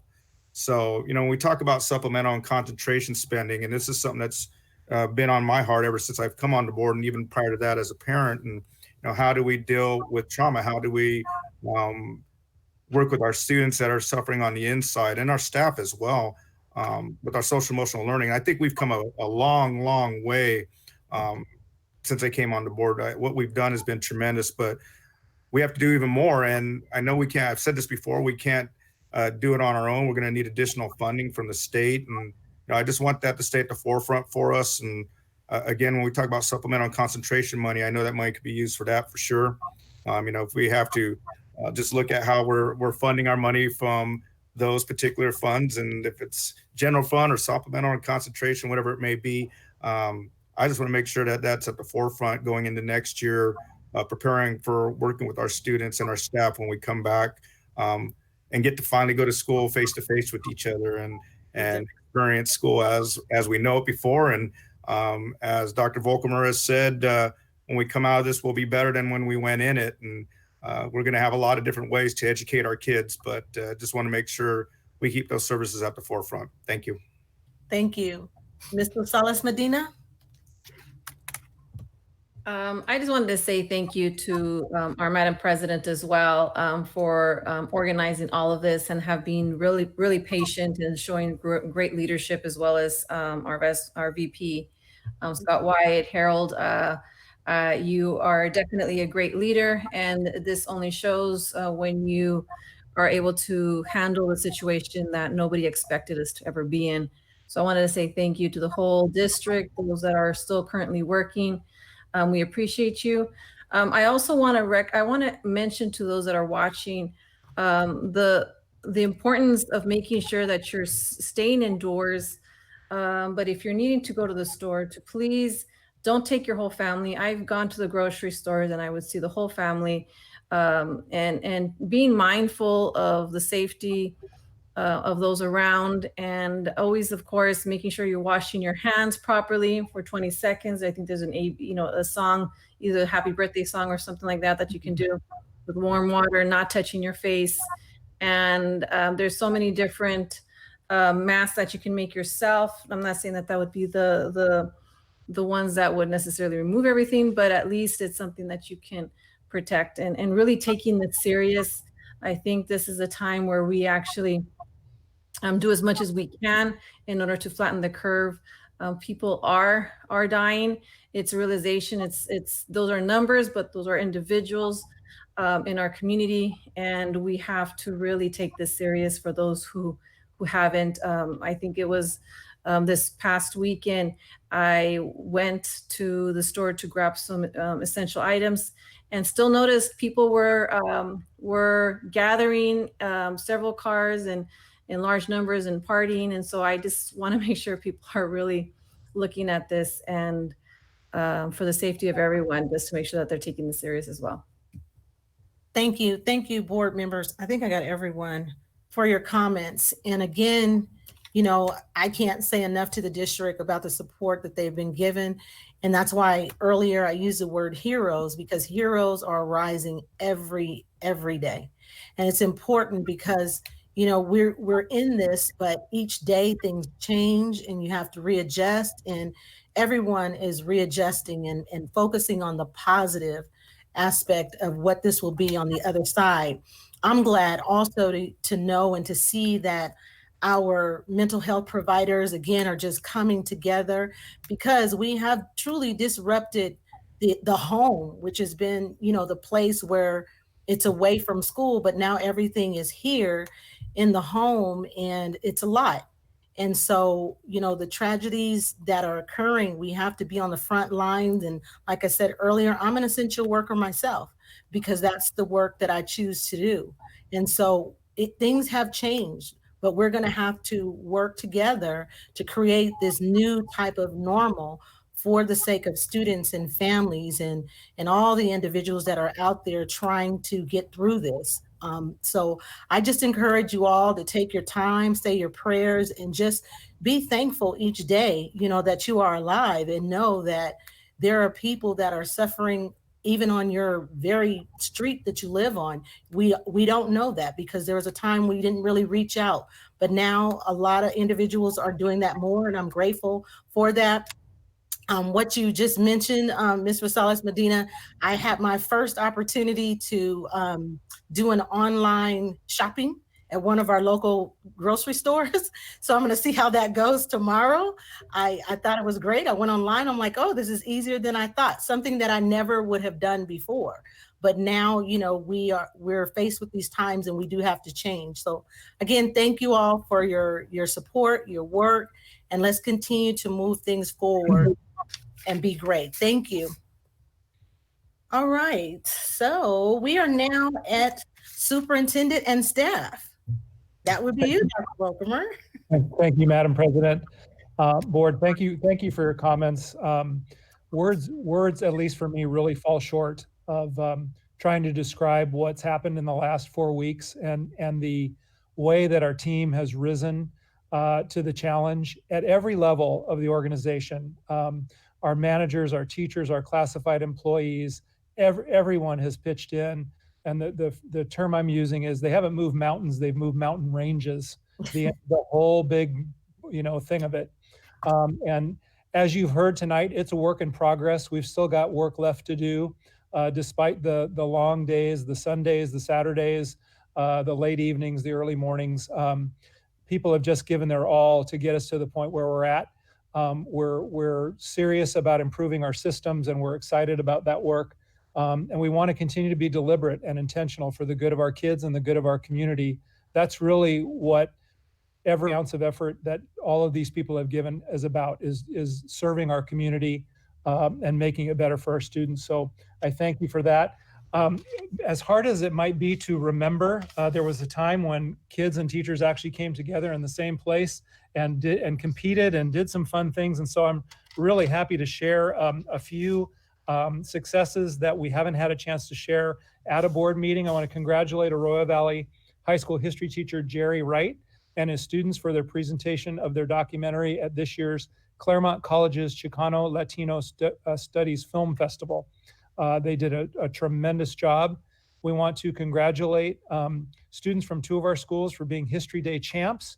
Pacuma K-8 School Elementary Division Participant Award, and Chavez Middle School Junior Division Group Exhibit, students Blanca Chavarin and Fernanda Gallardo, and individual website Isaac Adams. And the theme of this year's History Day competition was Breaking Barriers in History. Then we want to recognize a couple of our schools. Huge shout out to Pacific High School, who has been awarded the 2020 Civic Learning Award of Distinction. Wow. This is actually the third time they've received that particular recognition. They also earned it in 2017 and 19. And the Civic Learning Award celebrates public schools' efforts to engage students in civic learning and service learning in their communities. So we want to congratulate Dr. Raimundo and all the pirates out there that have done a great job. And then finally, and most recently, we want to recognize and celebrate with you the Business and Logistics Academy at Arroyo Valley High School that has been awarded the Linked Learning Alliance's Gold certification. So that's another gold certification in what is quickly becoming a string of them with our career pathways. We're very excited about the work that they're doing. They've demonstrated the Academy links career learning with rigorous college prep coursework and work-based learning experiences at the very highest level. So we're proud of what's happening with our students and our schools. Thank you. Those are my comments for this evening. Thank you, Dr. Volkermer. All right, we are now at 10.0 consent item. I had one earlier, so let's go ahead and take the vote. So moved. Second. It's been moved and properly second. All right, what do we need to take off? Madam President, it's Dr. Flores. I didn't have a time to write my initial. I'm sorry. Okay. I'd like to pull 10.11, 10.12, 10.14, and 10.18. All right. Are there any others that are pulling? I don't see any. Yes, others. Madam President, this is Scott Wyatt. I need to pull 10.17. Okay. All right. I saw you, Dr. Wyatt. Anyone else? And I know Dr. Volkermer, 10.13, right? Thank you. Okay. All right. All right, I'm gonna go ahead and call for the vote. I have to keep track of you all. I don't have it anymore in front of me. Wow. Mr. Gallo? Aye. Ms. Rosales Medina? Aye. Dr. Hill? Aye. Dr. Flores? Aye. Mr. Tillman? Aye. Dr. Wyatt? Aye. And Gwen Rogers, aye. All right, motion carried. Let's start with, okay, we'll go ahead and start with 10.13. Oh, how about 10.11? 10.11? Okay, we'll do 10.11. 10.11. We'll go in that order. This is for Dr. Volkermer. The amount isn't there, and the dates. Should we add ratify, approve, and ratify, or I'm just asking. I'm looking, Dr. Flores. Give me just 1 second to get to the right page. Okay. I'm gonna ask Janie to speak to this. If you would, Janie, please.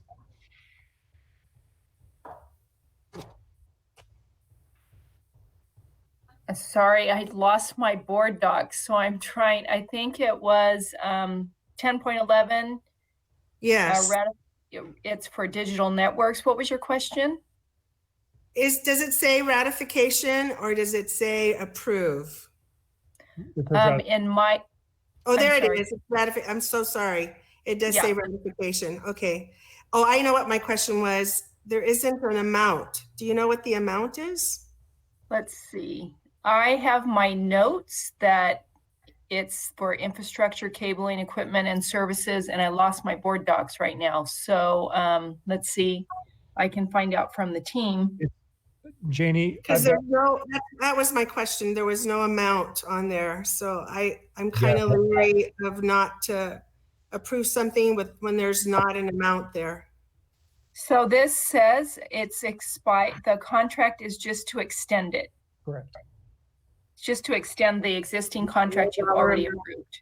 So there's no additional costs? No, it's just an extension. Okay, then I move to accept. Okay, it's been moved. Is there a second? Second. All right, thank you. It's been moved and properly second. Mr. Gallo? Aye. Dr. Flores? Aye. Mr. Tillman? Aye. Ms. Rosales Medina? Aye. Dr. Wyatt? Aye. Dr. Hill? Aye. Gwen Rogers, aye. Motion carried. All right, I think we're going in order, so it's going to be 10.12. Okay, so I just wondered, it says $390,000. Is that for the whole amount or is that yearly? So this is an approval for a new backup and recovery system, and the backup system will help provide quicker recovery of critical IT systems. This goes back to the ransomware. Because I lost my board docs, I believe it's annual. I'm waiting to hear from Mike. Because it says from March 18th, 2020 to March 17th, 2025. Yes, Mike said it's the entire amount. For the 5 years? 3 years of support included. You mean 5 years, because it's 2020 to 2025. That's what it says, effective March 18th, 2020 to March 17th, 2025. So it's one time, and it's for 3 years of support included in that one time. Okay, so it won't go to 2025. It'll only go to 3 years. I think it's just the support that's for 3 years. Okay, but we have 5 years. He said yes, it's for 5 years. For 5 years. But it includes 3 years of support. Okay, so moved. Second. Okay, it's been moved and properly second. Dr. Flores? Aye. Mr. Tillman? Aye. Dr. Wyatt? Aye. Dr. Hill? Aye. Ms. Rosales Medina? Aye. Mr. Gallo? Aye. Gwen Rogers, aye. Motion carried. And the next one, I believe, is 10.13. Is that the next one? Yes, Madam President, we're just pulling this because of the timing with closure. The service probably won't be provided. If we were to return to it, we'll bring it back to you, but just a pull for this Just moment. pulling it. All right, great. 10.14, was that the next one? Yes, I have to recuse myself because I am on the board. Okay. So, How do you do that? Turn your camera off, I guess? Leave the room. Okay, I out of the room. want to watch it. Funny. You're gonna set the example for us. Let us know when you're out of the room. Let me see. Oh, come on. Can I tell? Hey, this is live. All right. Mr. Gallo? I'll make a motion to approve. Okay, thank you. Is there a second? Second. All right, it's been moved and properly second. Mr. Gallo, vote. Aye. Ms. Rosales Medina? Aye. Dr. Hill? Aye. Mr. Tillman? Aye. Dr. Wyatt? Aye. And Gwen Rogers? Aye. All right, she can click or come back on or say something. All right, is it 10.18? Please don't ask her to say anything. 10.17. Is it 17? Okay, I skipped. Okay, I'm sorry. 10.17 is that a recuse for you or? Yes, it's a recuse for me, Madam President. It's actually a contract of services with County Superintendent of Schools that I supervise. Even though there's no cost affiliated with it, I just don't want it to see as a bias or preferential treatment.